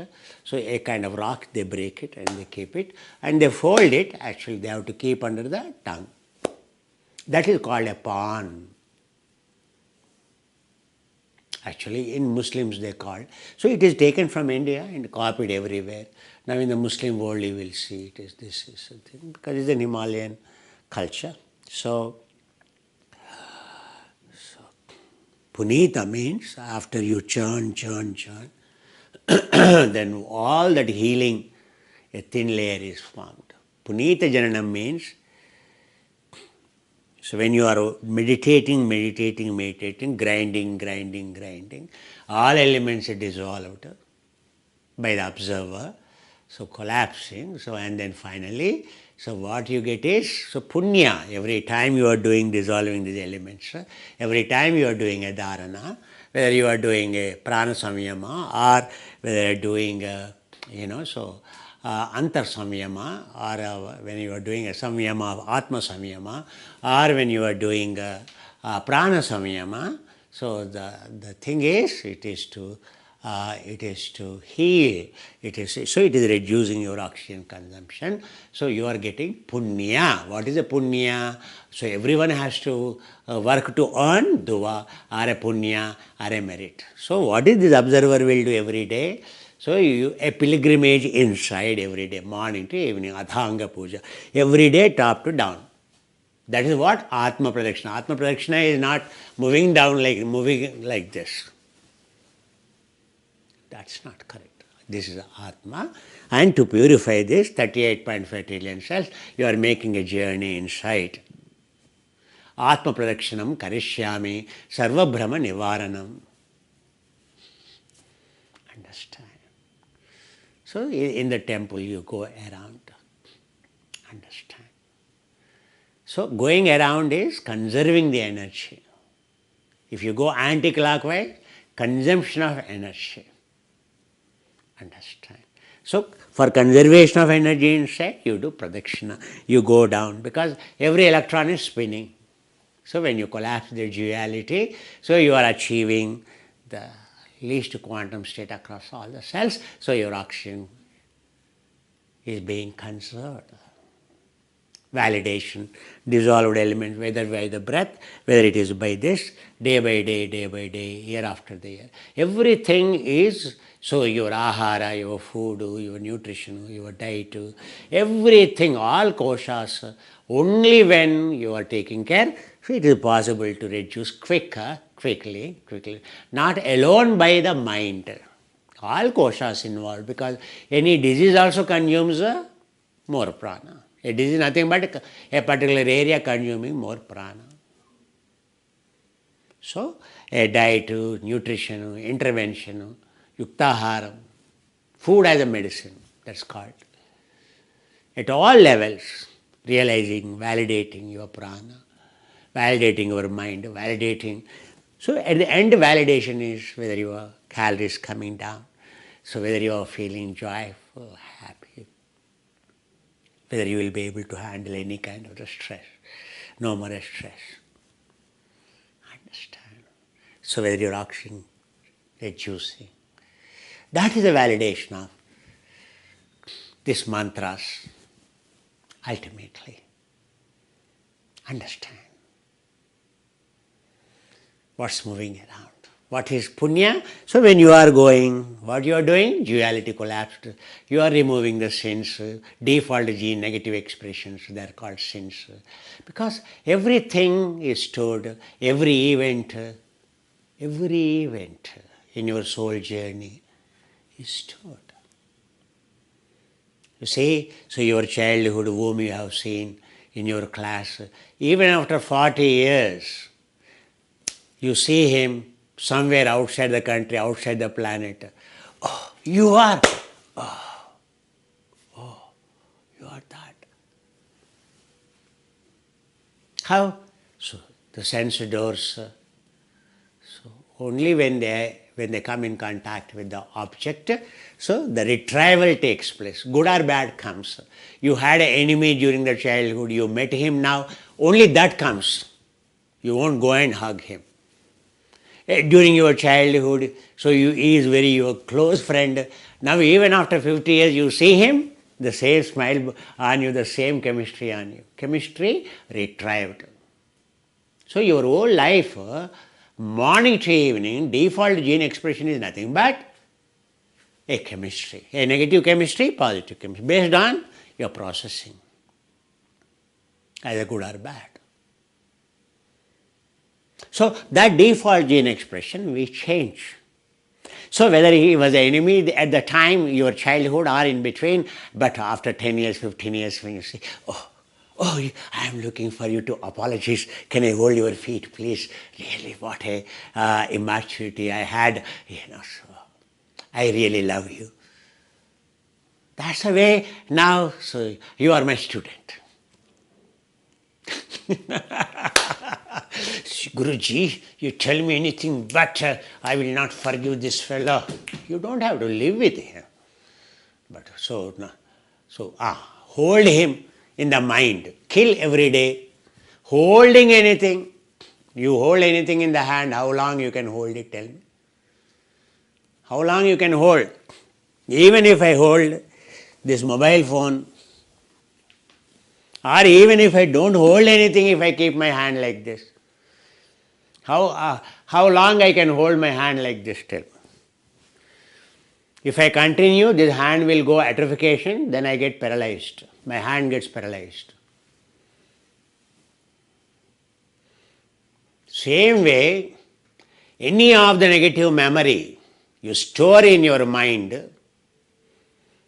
I'm telling you, what it is doing, the more number of times you remember, and more longer you remember, so you just killed your neurons in the brain, And you say, I never forgive you, for what you have done. What he has done, what you have done is indebtedness. So the wisdom is, he's a bad person, leave away. But don't blame him. There's nothing to blame. Hate. That's his nature, this is your nature. You have to disentangle. So disentangle is not even a trace of hatred. No. Only compassion. Instead of anger or unforgiveness, compassion. Oh, weakness, like my father was. So a kind of everyday torture to my mother and us, and his vocabulary is highly inflammatory. Very hot language it used to be. But my mother or during childhood, I never built any hatred towards him. Never. Only compassion for weaknesses, vulnerabilities. They don't have any control on themselves. So stay away from them. But there's no point. Hate the sin, but don't hate the sinner. Understand? Stay away, because otherwise if you are living in this high quantum inflammatory environment, you yourself coupling with them, and you also become like that. You're bound to generate the negative, more rebellion you become, more fighter you become. Then as a mother or a husband, you are killing your children. So stay away from the company. They are the parents. By virtue, our past entanglement is like that. There is nothing to hate. We should have only gratitude, because they have given us an opportunity to disentangle, clear our indebtedness. But any hatred you keep,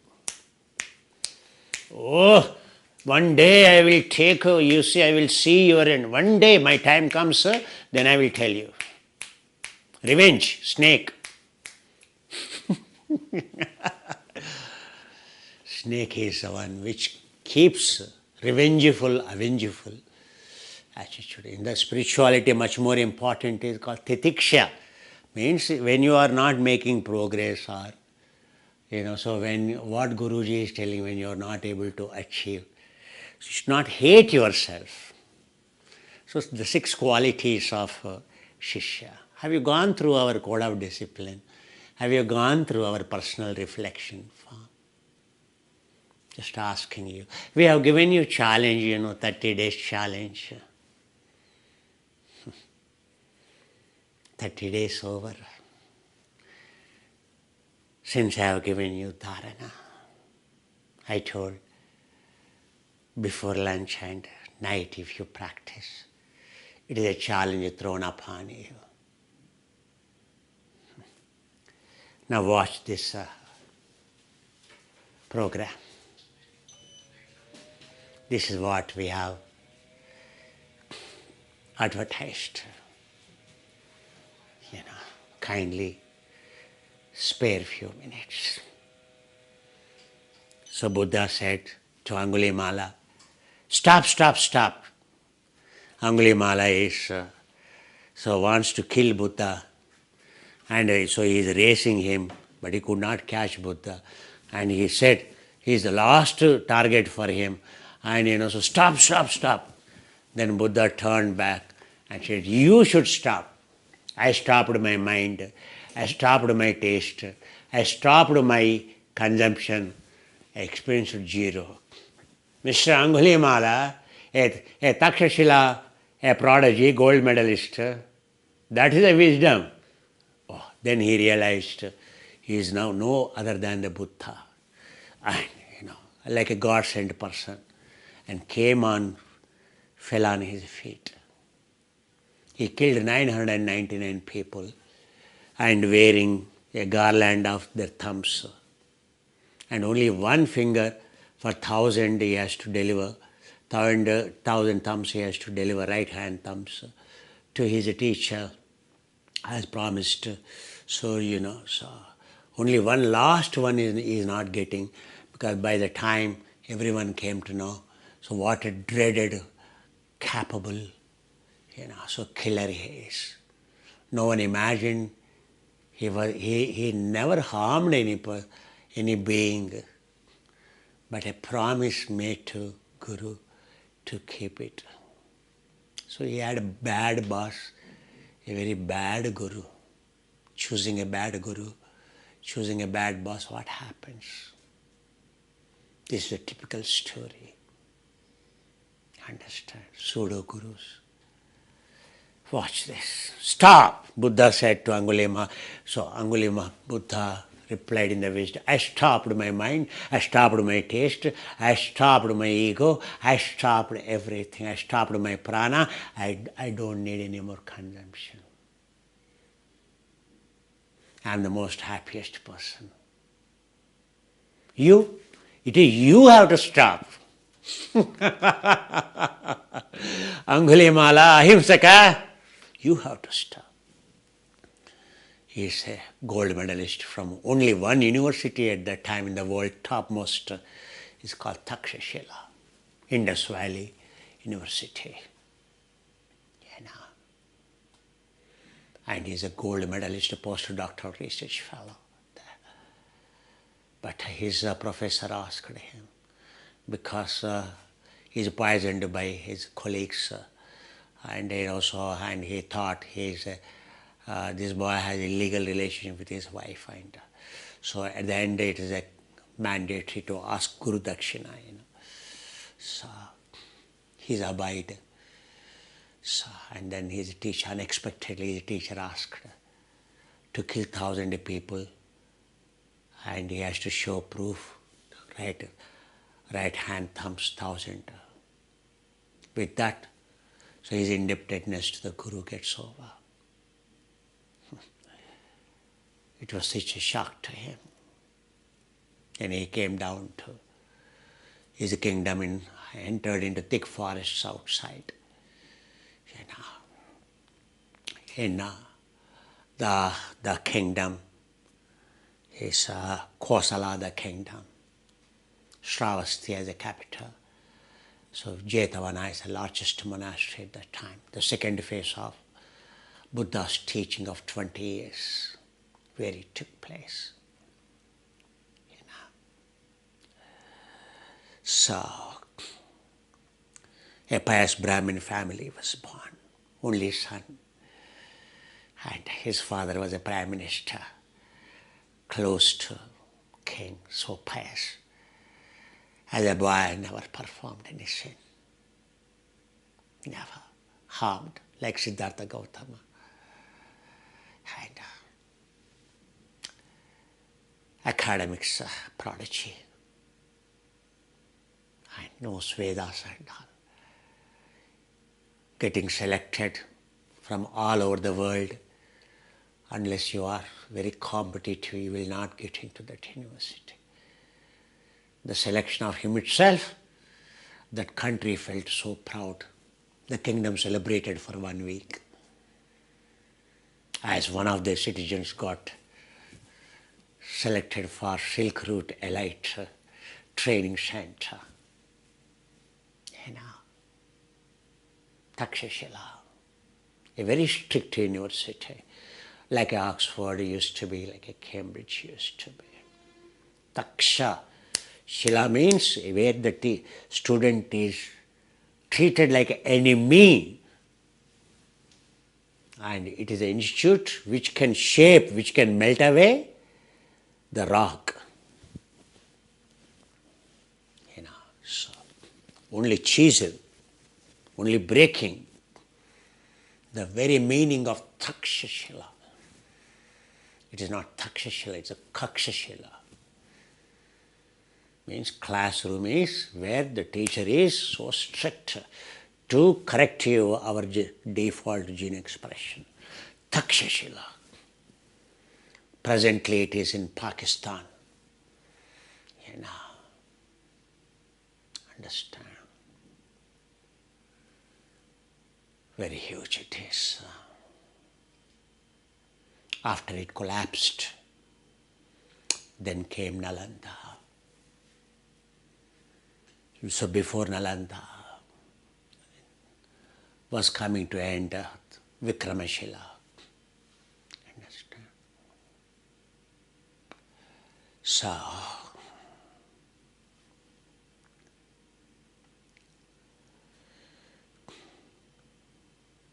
what to stop? You need to stop. You need to stop racing your heart. Stop racing your breath. Stop racing in your life looking at others. Understand what Buddha said. Now your Guru is saying the same. Stop the breath. Stop the heartbeat. I'm not telling you using a force now, using a drug now. So least quantum states of energy. The very first word. So we continue to watch. So before you say you are on a spiritual path, before you say you are following a guru, answer this. Do you know the physiological state of your guru? Do you know the resting heart rate? Do you know that breath rate as, so do you only know their image? A beautiful lecture. If yoga, Vedanta, Dharma were designed to end suffering, conserve, spirituality is ultimately a path to go beyond the prana, to have a total efficient utilization. Every molecule of prana, then very high blood pressure, stroke, elevated blood sugar, obesity, a cancer. Most of the Vipassana teachers and recently the famous world guru and collapsed on the stage, stroke. Stroke means ignored cardiovascular disease for a long time. And still, world worships him as a guru. That's the way crazy you are. So while depending on a constant medication, your gurus, and if the path itself leads to illness and a decline, deterioration, transformation or a deterioration, what you're practicing, do you think did rishis or gurus or yogis, sadhus of Himalayas, Vedic heritage live like this? Have suffered with all the diseases? Your resting heart rate, your calorie, your breath rate are the same, directly proportional to pattern. Are they showing conservation or a constant increase? No change in the physiology, no real transformation, and every inflammatory disease is a lack of oxygen. Every problem is a lack of oxygen. When cells turn acidic, lack of oxygen, they can't. So the result is inflammation or a cancer. Hypoxia is a condition. Higher the acidity, cells becomes a cancerous, and the cell electricity comes down, potential comes down. You're killing your mitochondria, you're killing your cell, rupturing the cell like a fish without oxygen, and when on the shore is struggling to die. And so is your yoga, it's called Nastikavada, unscientific it is, but yoga is Astika. So ask yourself, are you practicing yoga or practicing comfort? Are you seeking a truth or protecting a belief? Are you just labeling everything as a karma, like your guru say, or you are labeling your guru's problems as a karma? You are also happy with living with the problems of the karma, diseases, and still you say spiritual. I try and administer the medicine of dharma. This is what Buddha said. Physician, heal thyself, that Jesus said or Socrates said. That is the science of spirituality. This is where we go in Himalayas. You will see these lamas.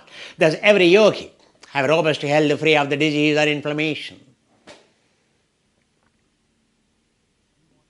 Do you want to reduce your resting heart rate, or you raise it to the point of stress, killing yourself? Join a proven, authentic tradition. We prove that you can do it too. This is a 30-day challenge given to you. Why this guru, why this tradition, how this technology, or how this is a scientific tool, or the absolute science of Sanatana Dharma. We have thrown this challenge. Unlike any other tradition, we didn't say your measure as a dopamine. We didn't say, so your measure as a flying in the sky. Or are you astral traveling? Are you feeling heavier and lighter? Imagining yourself. Are you growing big? No. Or I didn't say, so you tune into me, I will come in the astral form, and whenever you have a problem, so you see me and I will heal you. What do you think, sir? We have not cheated you like anyone else. We told you. But we are very clear. The Vedanta has nothing to do with it is a practical technology tool to experience it. Experience it is the truth. Experience it is only when validated is experience it is the truth. How many of you really joined with such a serious intention, driven by the same advertisements? Your guru is not at fault. Every day, in all love, in all compassion, in all freedom given to you, I only requested, given all other koshas about your diet or a nutrition or a poshakahara, though I told the importance of it, but whether you inquired or not about your weight reduction or not, whether you followed or not, we never asked you. As a guru, I only, as a Vedanta, as a traditional yoga, authentic practice, in your own interest, like you validate your child's academic progress by exam, by the results. 1 month after, in this 1 month test we have given you, whom you favor by reducing your heartbeat. There are few new students. I was so happy that Annie Hibbert, she wrote her first gratitude message at the age of 65, when her heartbeat is above 72. But she was so happy to validate, oh, Guruji, your technology is wonderful working. It is, my heartbeat now is 52. Before even 30 days challenge given, it has reduced. She never experienced that before. Because she wrote, I just practiced this sound of you, as you told Guruji. And it helped me immensely. I only requested her. She wrote, many students, old students or continuing students, they express so beautifully, Guruji, with all those emojis and So the way they write it is very moving, so, but I can't write like that. That day in the class I told Annie, don't worry about using emojis or write like a poetry, not necessary. Few sentences even, like this. What else your teacher needs than knowing that your heartbeat reaches to 52? That's the end result. Satyam vadishyami, rutham vadishyami. You already reduced consumption of your elements. Already that much you are healed. What else can be the proof?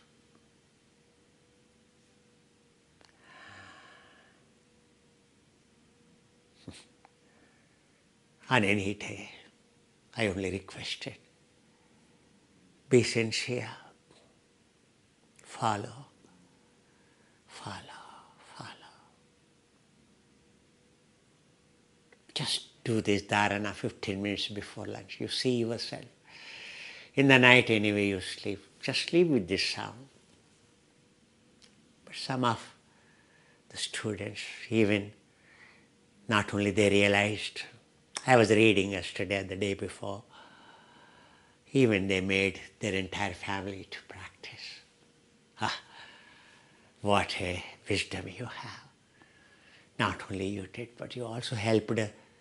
What else can be the help you can do to your family than this? That is the spirituality you initiated. Highest merit, highest indebtedness you have cleared of them. As you are a son or a daughter, or as a sibling, or as a mother or a father. Understand? So, never it is too late. I have all compassion, patience. We have removed yesterday all that, what you have seen on the website, 3 weeks, 21 days. If anyone didn't, you means before that. So 1 or 2 classes, test classes they must have thought. They must have validated the Guru. So this is not what I am looking for. My Guru, my selection is different. So that's why they further stopped locking in. Means, so they discontinue. They don't want to continue. So these days, there is no such anyone feels responsible to inform as a courtesy. There's no such a culture anymore prevalent. So that's why we kept for that message for almost for 15 days we kept, or more than that we kept. Yesterday only. Very few responded to that message. We are happy. They started logging in. At least once in a week. Once in a week. Otherwise they know we will remove. Now whoever are there means, so they are logging in once in a 3 weeks or once in a fortnight or once in a week. But still, those who have joined as new students, even when our slaves, upasevaks, try to reach you out to inquire how you are, because it's an ashram, online ashram. It's our job. Suppose you go to someone's house, if they don't even talk to you, if they don't even talk to you or ask you how you are doing, you feel invited or you feel you want to live in that house? You went to your friend's place or your mother's place or some place you went and no one spoke to you in that home. No one inquired. No one spoke to you. No one asked what you want. No one asked how you are. How you feel.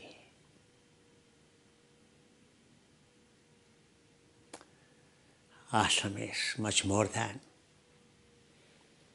a family. In a family, you have a lot of, because family is entanglement naturally. One talks this side, one talks other side, spinning. So the whole struggle in the life is not to react to that opposite spinnings. You are understanding entanglement. But in this ashram, we are not like your family. This is exactly a family. Understand? We all, I clearly said, we only love you. We only inquire with you. And, many students even so rude to say, so I am fine, I am on my own, I don't need. Is that your gratitude? Or is that a family? This is called a Vedanta school or online ashram. Still, you have come to our house and you said, don't talk to me at all. You treated us as like an enemy. But then, but still we didn't. We continue to serve you. You continue to listen to my voice. Whether you did those highly educating assignments or not, we didn't ask you. The highest practices, like Buddha taught or in Himalayas tradition, is developing Brahma Viharas or loving kindness, love, self. The quickest way of becoming selfless is start being gratefulness, being grateful to our existence. Because as we are dependent on anything, in this land, in these ashrams, every positive reflection of you earns enormous amount of boomerang effect, multiplies enormously for you to become a yogi qualities very quickly without cost. Developing those quality of greatness, few sentences I requested, but still many of the new students, are they hearing? Sutta Sampradaya means the one who is hearing. If you are not even hearing, tell me, is it correct? I clearly guaranteed no one will ask you anything you need, you can clarify, or any problem you have, or even we are interested to know your rest heart rate. You practice mainly what we told, night or afternoon, how we can help you. But if you refuse, like your children refuse you, if you refuse, as a parent, when your child refuses, even to drink a milk or anything for your child benefit you do when he refuses, how as a mother or a father you feel?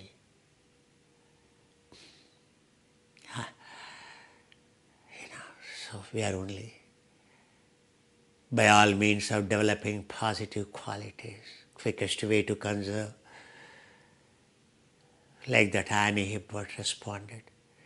Couple of new students responded. I am grateful to them. Please, our Upasevaks will write you, send you a message for scheduling appointment. Kindly schedule. They will not take much time. Understand? Because now it's quite a long time since course began. It's a time we want to know how you are feeling, what your problems are. Understand? Please respond to this request because I love you all. So, this is what our default life is, you have seen that. all the technologies of breath, or the union between your three minds. Understand your conscious, your subconscious, unconscious mind. If they are together, it's called happiness. Right now, your conscious, subconscious, unconscious mind, in order to experience happiness, in order to keep them together in another vocabulary, what is your experience? What is your happiness? The technical spiritual definition of your happiness, what you are doing for your happiness is nothing but union of high quantum. That is your happiness, whether you are eating, whether you are listening to a music, or whether you are watching a Netflix, or whatever you say, you are doing it for your happiness.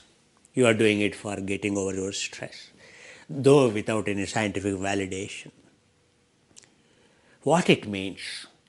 So when you are eating your favorite food, so as per your taste, because your favorite food is not everyone's favorite food. Your favorite heroine is not everyone's heroine. For your favorite actor or anything you say, my favorite, it is not for everyone in the world, because that's not the truth. It is a truth. A black color, anyone in the world will say black color. A white color, everyone in the world will say white color. If someone says it is a black color, entire world will say, oh, he is blind. Am I right? So Satyam, the truth is what? So I'm telling you. Understand. So when you say I love this particular person, means it only shows how strong your conditioning is. As long as you have not defined that person by the quality. Understand. It is very clear. So, what is that happiness? Okay, your favorite musician or favorite game. Yesterday in my city there was a cricket. You should see, including my younger daughter. So everyone, she got special invitation because she is she coaches now the many sport people and all. So a special invitation in special balcony. It looks like they served some snacks also. So it is just so crowded in India, every stadium. Very small event, big event. You should see it overwhelms and people buy the tickets in block. Hyderabad yesterday evening, entire. So our state is completely, so racing to buy the tickets. So what happens is, so whatever you like. So all this sensitive. So when you get it, you are trying to go after it because you want to experience the happiness. Means, in other words, how expensive ticket, what it is, how much it consuming oxygen is not a validation. But conscious mind, subconscious mind, unconscious, all three together. As long as you watched that game, you are timeless. You are not even aware of the body, and so total joy every moment. Every moment. So whether you produce a negative emotion or positive emotion, totally you forgotten yourself. Why? Because you liked it, so that while watching the 2-hour game or 3-hour game or 8-hour game, your conscious mind, subconscious mind, unconscious mind, all of them agreed on one point. They are together. So what do you call that? Your means of happiness means what keeps your conscious mind, subconscious mind, unconscious mind together. That is defined as a happiness. So there is no end to it. In order to keep them together, experience the happiness, so your status is increasing, your stress is increasing, desire is increasing, your comforts are increasing, your richness is increasing, your ego is increasing, You are becoming a chief executive, you are becoming owner of the company, or a president of America, or a president of India, or a prime minister of India, or a prime minister of UK, you know. But you are happy. That is, so you are, all this you are doing conscious mind, subconscious mind, unconscious mind together. Day by day, you are expected to keep them together, you have to work hard. In the same level, you will not be happy because someone is experiencing, oh, I want to have that car, I want to have this home, I want to have this home at particular Palm Springs, you know. So, and then I want to have this home, and I want to visit, you know, so this place, and tomorrow I want to, one day I have to visit the moon as my target, you know. So, all like this. Is there any end? Means, so what you actually, many people in the world are happy with today, at your level, all those things still make you unhappy, no happiness, because your state is, so now your whiskey is different, now your wine is different, now your ice cream is different. You have grown more in your choicefulness. In order to keep those three minds together, now your particular brand only gives you happiness, which is expensive. Means, by going toward keeping three minds together in a high quantum field, what it is doing, the more unhappy you are becoming. Understand. That's what the cost of, at the end, what these high quantum practices. So using some object, and your sense dose, your conscious or unconscious will not be happy with the same object. And even the same Japanese sushi you experienced in America, the same sushi you experienced in Japan, and once you tasted in Japan, the ramen soup and so ramen noodles in Japan, and once you tasted pizza in Italy, and once you tasted a pasta in Italy, coming back. So what you used to enjoy, to say the best pasta in your country, and now you go and eat it, you say, I hate it. I don't want this. So it's better I go to Italy and have that. No, it is like a garbage. Shit. All these days, after tasting that, it is shit. I'm eating. So far you ate shit. So your refined taste develops hatred towards even the people who have that taste. What they know? What they taste? What wine? What whiskey? Useless people. They can't. The more rich you grow in your ego, more unhappy. 24/7 you are more unhappy. Because ordinarily, as an ordinary person, you could keep your three, as a child you could keep without any penny, you could keep the three minds happy with a simple candy. You know. Simple candy can keep the three minds together. All these things not required to keep. So what is that? Your happiness today, or what you are pursuing happiness, what kind of happiness? I'm asking you. Do you realize what I'm saying? We always move from frying pan into fire itself. The life itself is being roasted. Now you want to jump into the fire itself. Because you think, I think that is better. Why indirect heat on the frying pan? Now I will jump into the fire.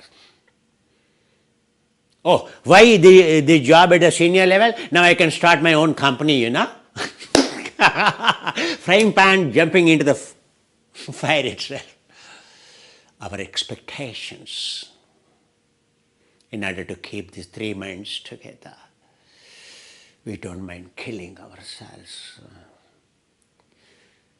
taxing to our family members on any day, not keeping them, not allowing them to experience happiness, live in a peace. Our constant desire to keep these three minds together.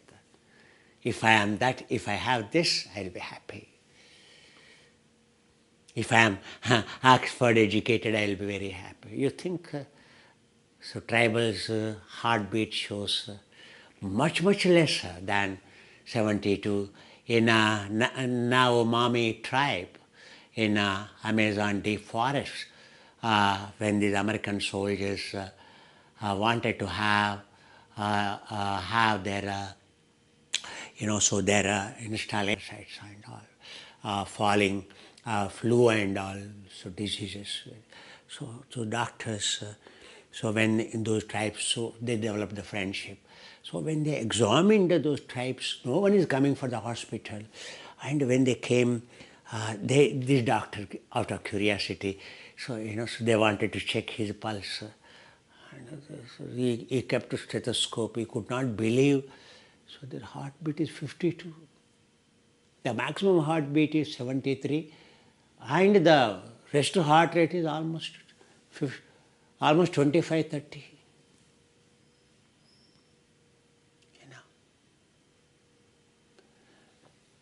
They never saw in America this doctor, or no medical book ever explained 73, 65 by 53.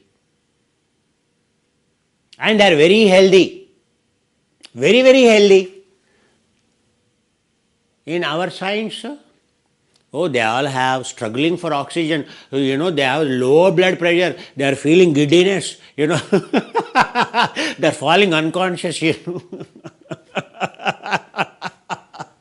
In our view, so they are sick people. They don't have any oxygen. That has become a research subject. Subsequently, many doctors, so it has become a research study. Whatever the modern science, arrogant science is a different thing. But it is not one reason. The whole lifestyle one has to keep in mind. It's not simply a salt-free diet or etc. Like many. So we, of course, use everything conveniently. But frankly speak, that's what it used to be once upon a time, our ancestors' blood pressure, even as a human. But now, what's your heartbeat? So I'm telling you, spirituality is what? Spirituality is again not using an object to keep the three minds together.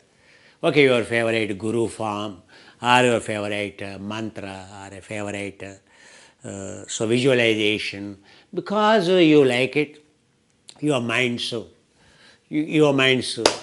come together. So naturally, so a little bit of mind doesn't wander. So more dopamine you produce. Whether you are watching this, whether you are doing that or this, so you will see dopamine. But as you progress, the more you get obsessed with this dopamine, so you will have obsession. If you really practice any of these techniques seriously, for sure you go to the psychologist with schizophrenia. So what is spirituality? Spirituality is not using again any support system to keep the three minds together, to experience. What is the cost of it? Only when you keep this object as a feeding mechanism, as a prey, your three minds are together. But how long you keep it? What is the oxygen consumption in keeping it with this feeding three minds, all the time feeding? How expensive it is in terms of calories, in terms of oxygen consumption. That's why your gurus are growing big bellies and all problems, eating more. So what is happening? Dopamine increases your surge to eat. So in the spirituality, very soon you will see. So earlier you are emaciated, now after joining in the ashram, So like people going to the America become obese, So Guru started with, lean personality, but within no time, big belly, like Goenkaji and all. How unhealthy, so many yoga gurus, teachers, the so-called famous yoga research institute, who worked in NASA, and so simply academics, scholars, started one Yasvyasa University, but he has a diabetes, he has a cardiovascular disease, what not. And so when we invited him, so in between his secretary, so one of his professor secretaries, you have got rice, something he has to eat.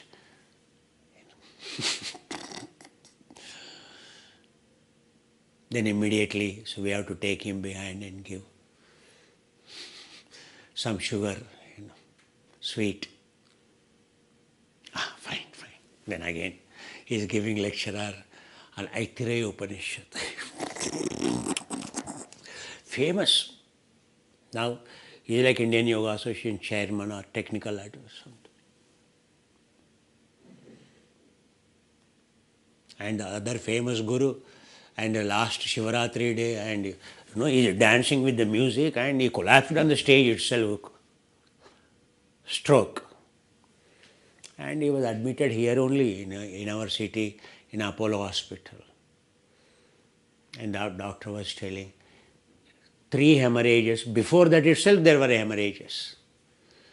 He is known a chronic cardiovascular patient, heart problem, high blood pressure. Since the day he became guru, his inner engineering is, it is all about just, increasing the heartbeat, So and I see the day, and his students will follow. Oh, Guru's condolence messages. I know, oh my God, such an overwhelming, a positive response compared to so many people donated money. Oh my God, our Guru. He is an enlightened person. Then how come he killed his neurons? It means uncontrolled blood pressure which exceeds dangerous heartbeat only. Your neurons, the arteries, capillaries in the neuron break, bleeding the blood. That's called a stroke. What a poor, how much deprived of his oxygen, you tell me. It shows how much he is consuming. Oh, Guruji, please Guruji, I follow him, Guruji. Now I will quit here, Guruji, and go and join. Please join, please, because it's better to join such a gurus, such entertainment you will get, such a beautiful, so if you talk about leg, he will talk about head. If you talk about head, he will talk about hand. If you talk about hand, he will talk about knees. So,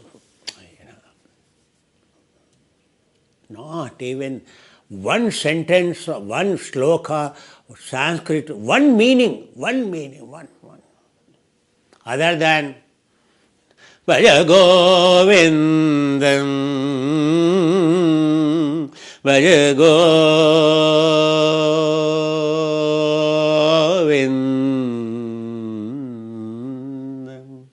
Govindam,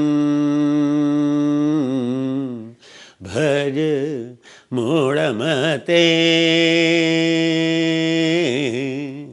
Govindam, Bhaja Mudamate,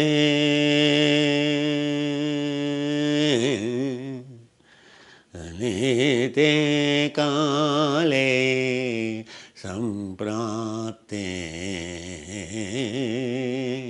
Anite Kale Samprapte, Nahi rakate Dukkum karane, Bhaja Govindam.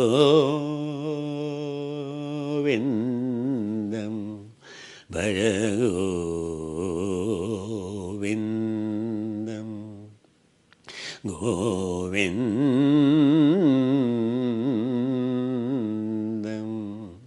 Bhaj Mudhamate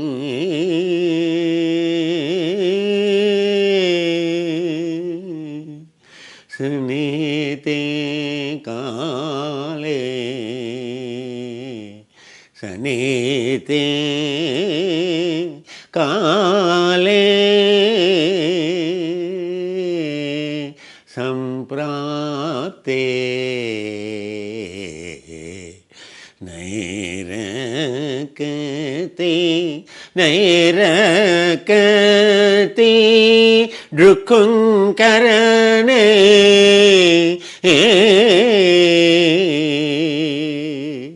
Bhaj Govindam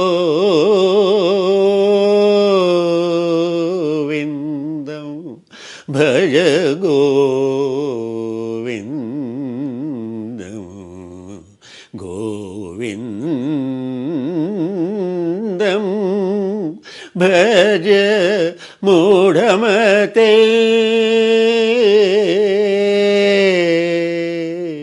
Sanite Kale Samprapte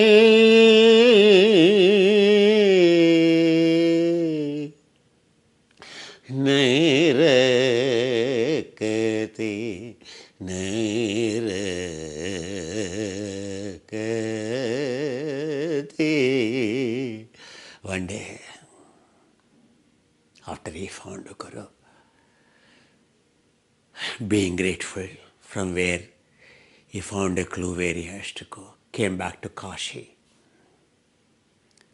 And one day, he learned in Himalayas he has to go every day for baking the food. One day, with his close disciples and going with a baking bowl in the streets of Kashi early morning. And one boy reading Vedas, because Sanatana Dharma university is in, from the beginning, education system is in Varanasi. So he could see that boy, Brahmin boy, with shaven head, reading. So he is ratifying Vedas morning because he has to go back to school or a college. He has to repeat. So he is chanting melodiously, beautifully. Drukunkarane. It reminded him when he was a 6-year-old boy. What for his whole search for the Guru. He got angry because as a boy himself realized he left his mother and his ashram in search of a Guru. It took 26 years for him to find a Guru. 24 years to find a Guru.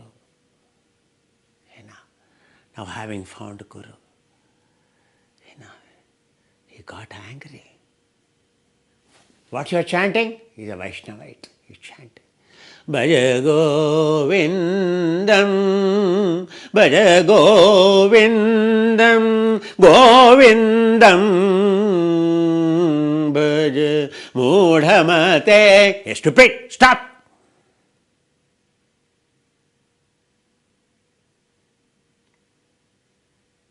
Death is hunting, death is hunting. Only way to escape the death before it attacks you, before it hunts you.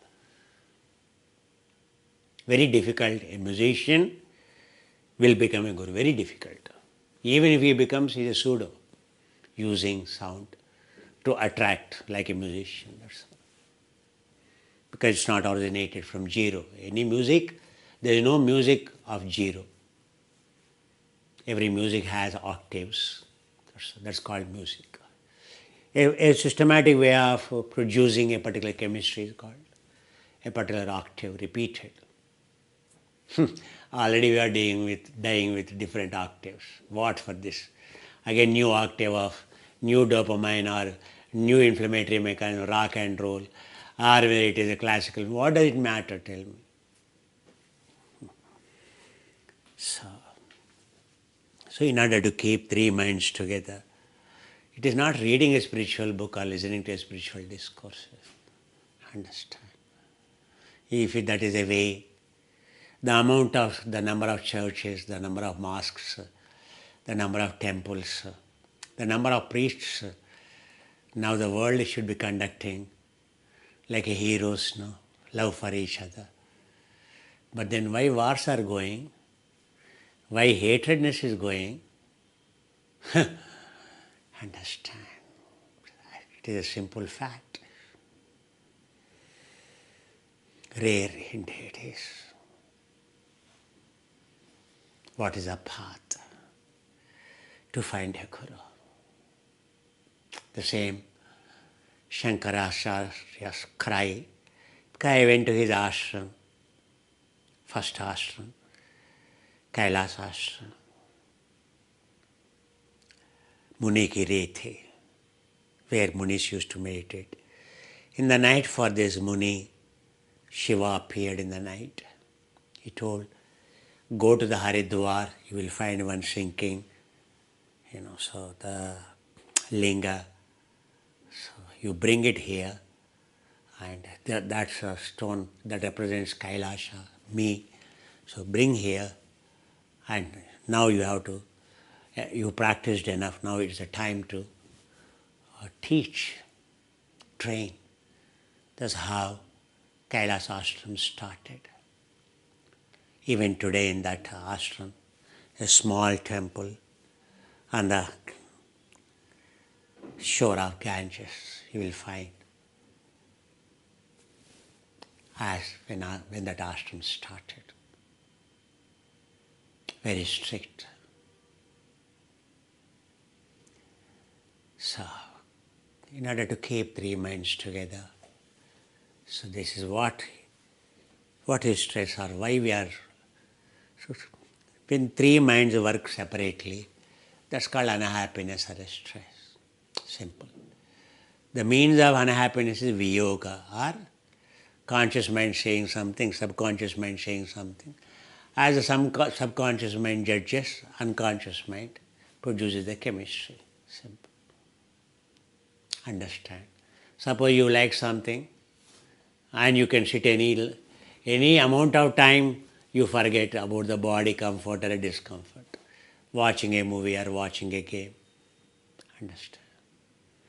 Suppose you don't like it and you feel bored and you within no time, you become restless. Within no time, you run away. A negative chemistry produced. Simply the way you processed it. So the same input, the same game will not make everyone happy. The one who likes it, it makes them happy. The one who doesn't like it, it makes them unhappy.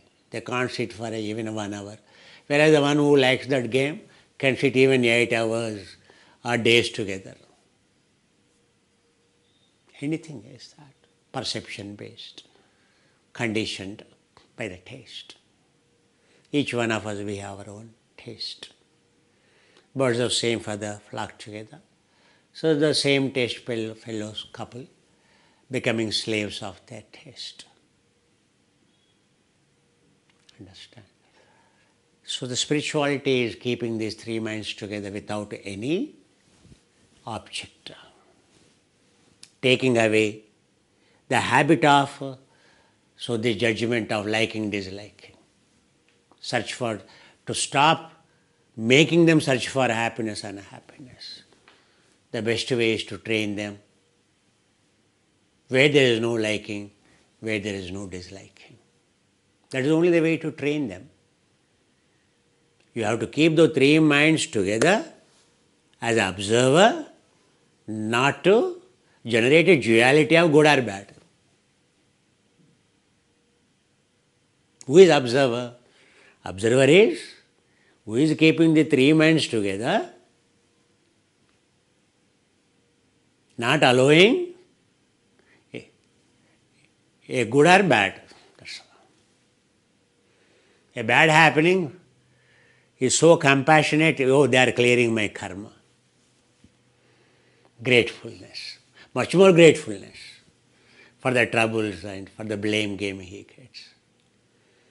Anyone praising, oh, another taste it is developing, no, staying unaffected. It is all in the every moment, in the present, every moment you have to practice. That is only the meditation. So suppose now you watched your breath. Unlike any other meditation objects, why these saints, why Vedas spoke about only breath, prana? So okay, now your breath. Do you have any liking or disliking? Or do you own the breath to develop any attachment? Because anything you own, you start developing attachment, obsession, dopamine. Within no time you own a guru and what not, you have everything, you have gone crazy, you have given up everything, you sold yourself to him. And you have become even obsessive. Even you have become schizophrenic also. Your entire family worried. What is this craziness? Left everyone. Understand? So, three minds together. Breath. Do you have any? Can you own your breath? If you own, what happens? Because you own your children, then whatever they say, you react. Tomorrow, whatever they do, also you react. You are not happy. Oh, you could have they could have been much better. They could have been this. Attachments. The same thing with the wife, expectation. Understand? To keep three minds together. With anything else, so breath has. You can't own it. Ownership is nothing but vulnerable, making others vulnerable, becoming vulnerable. If you own any, even you own, meditate on a body part, like a heart or anything, so we have so much attachment to our body. That's why you are applying creams, that shows how much you love your body. Then any organ in it, naturally you fall in love. How come? It is the object of training you to be in the present and not reactive or not liking or disliking. Tell me. That's why. Breath, I am telling. Why breath? One is you can only experience present breath. Number two is you can't own the breath. It comes in, it goes out. It comes in to purify, sacrifice. It's nature itself. And it goes away, taking all our impurities. That's what at the end of the day we have to become. Learn to sacrifice. Because that's what is feeding us. That's what is called our life. Our life means what? Our life is coming in, our breath is a lifeline. So, and it is coming. Prana means life in Sanskrit. Prana is nothing but breath. What is your life? What is breath? This breath itself is coming in on its own. Meditation is not to control it, no. Natural breath as it comes in, as it goes out. Understand? It coming in, sacrificing. In fact, it is becoming a radical also, you are converting it. Yet it is not hating you. And it is going inside everywhere. Pari. It is going everywhere in the body, nourishing you. It is only the reason to keep you alive. It's coming without any expectation. Is there any expectation that breath has? No. For free, it is coming 24/7 What a sacrifice this breath is, oxygen is doing to you. It is coming and it is burning itself to keep you alive, like your parents burned themselves to grow you. For you to grow, and it is coming inside, burning itself, and not only burning itself but carrying out all your burdens without any complaining. Without any complaining. Whatever the dump you have done, whatever you generated inside the garbage, it is without complaining taking away. You are multiplying this garbage, carbon dioxide is increasing, yet as long as it can go out, it is going. The day it can't go out, you are in ICU. ICU, what they monitor? Only CO2 accumulation. Understand. Is there any object like that? Your meditation object like that? You just think why these saints have chosen this Yajnavalkya to Rama to Krishna to Buddha to or Vairochana to. Why this?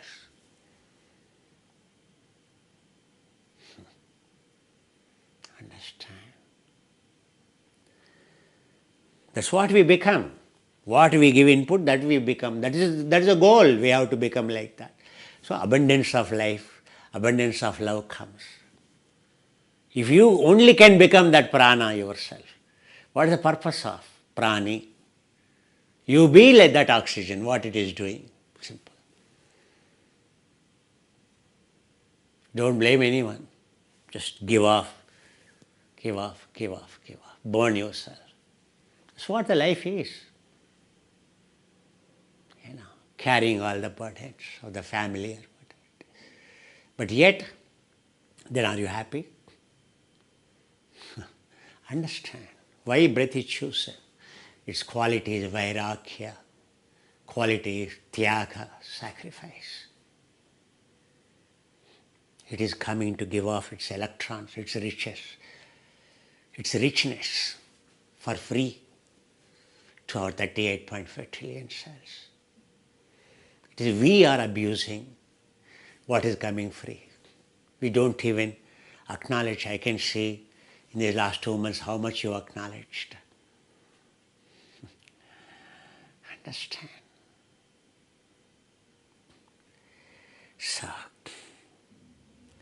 So when three minds work in separation, consumption, or to keep three minds together, you are using a means of high quantum, using some object as a support system. Suppose, so your child is not walking, you give him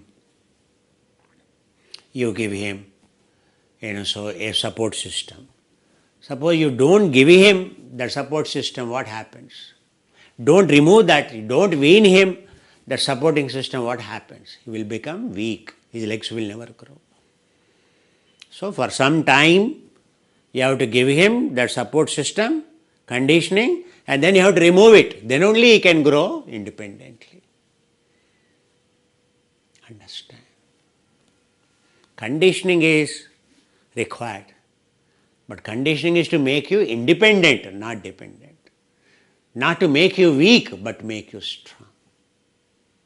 Understand? That is called pravrutti, nivrutti. That is deeper parts of the dharma. Understand? So, breath, sacrifice. Not only that, there are many.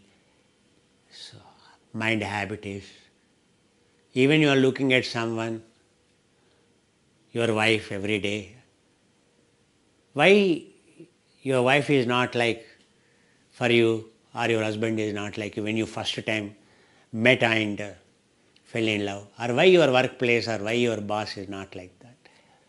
So though you are in the present, but your mind already conditioned, accumulated all these past memories. So you are living actually in the past.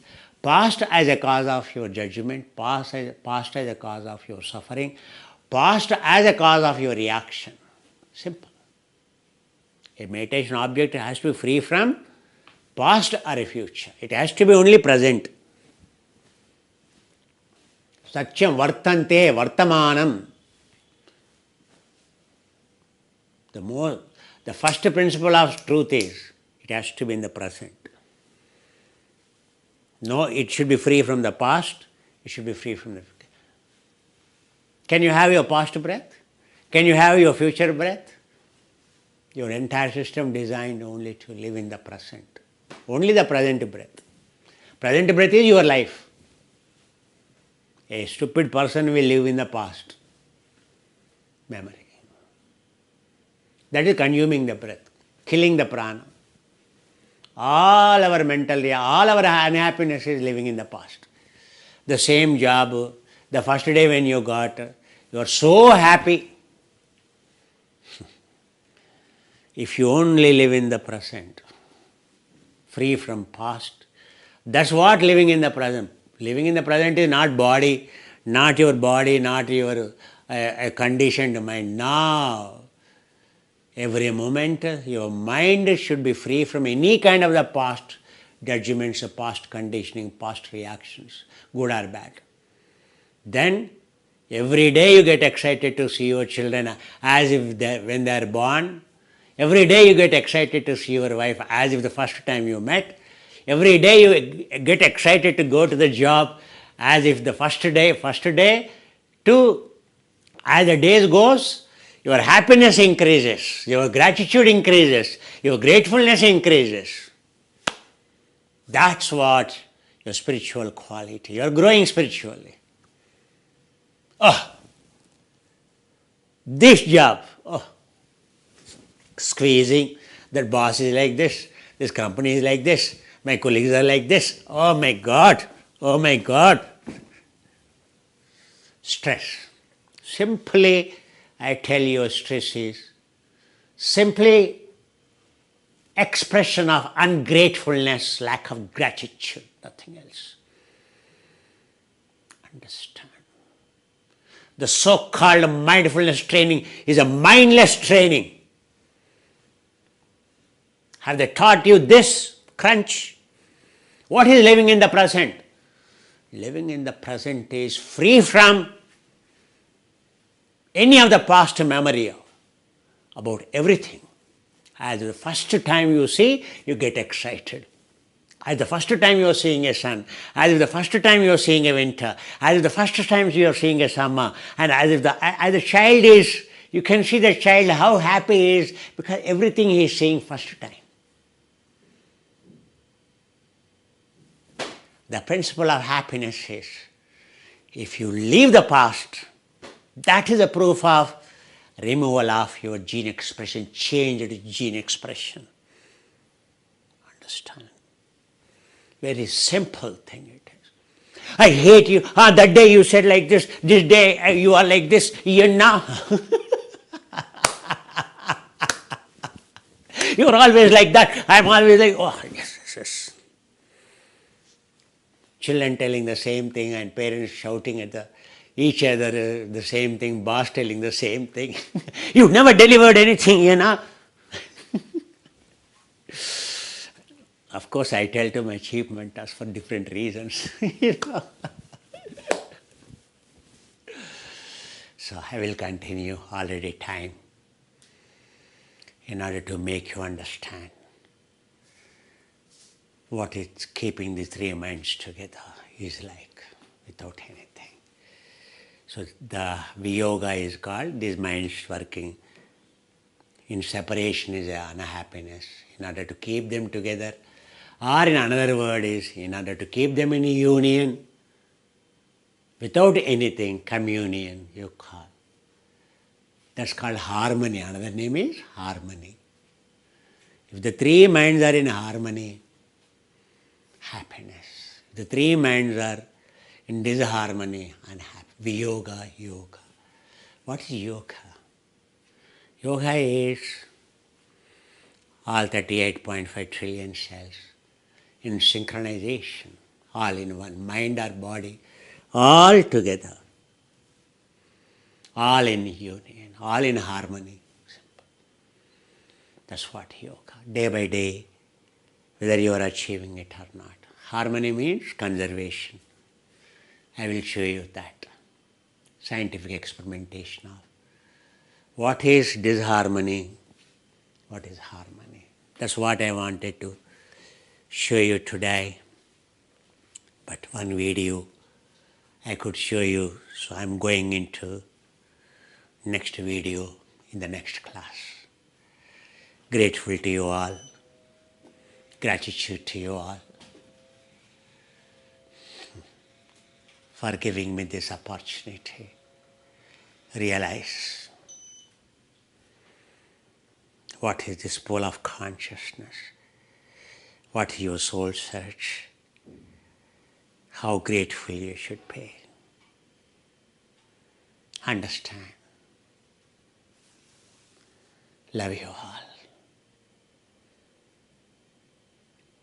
In order to make you understand, it took some time to give you different examples, upamanas, anumanas, pratyaksha, anumana, agama. So these upamanas, practical examples, will enable you to understand the real meaning of yoga, spirituality. Understand. Otherwise, Pandita means logic, astika is scientific validation, scientific reasoning. Understand? See you again day after morning. Namaskaromi.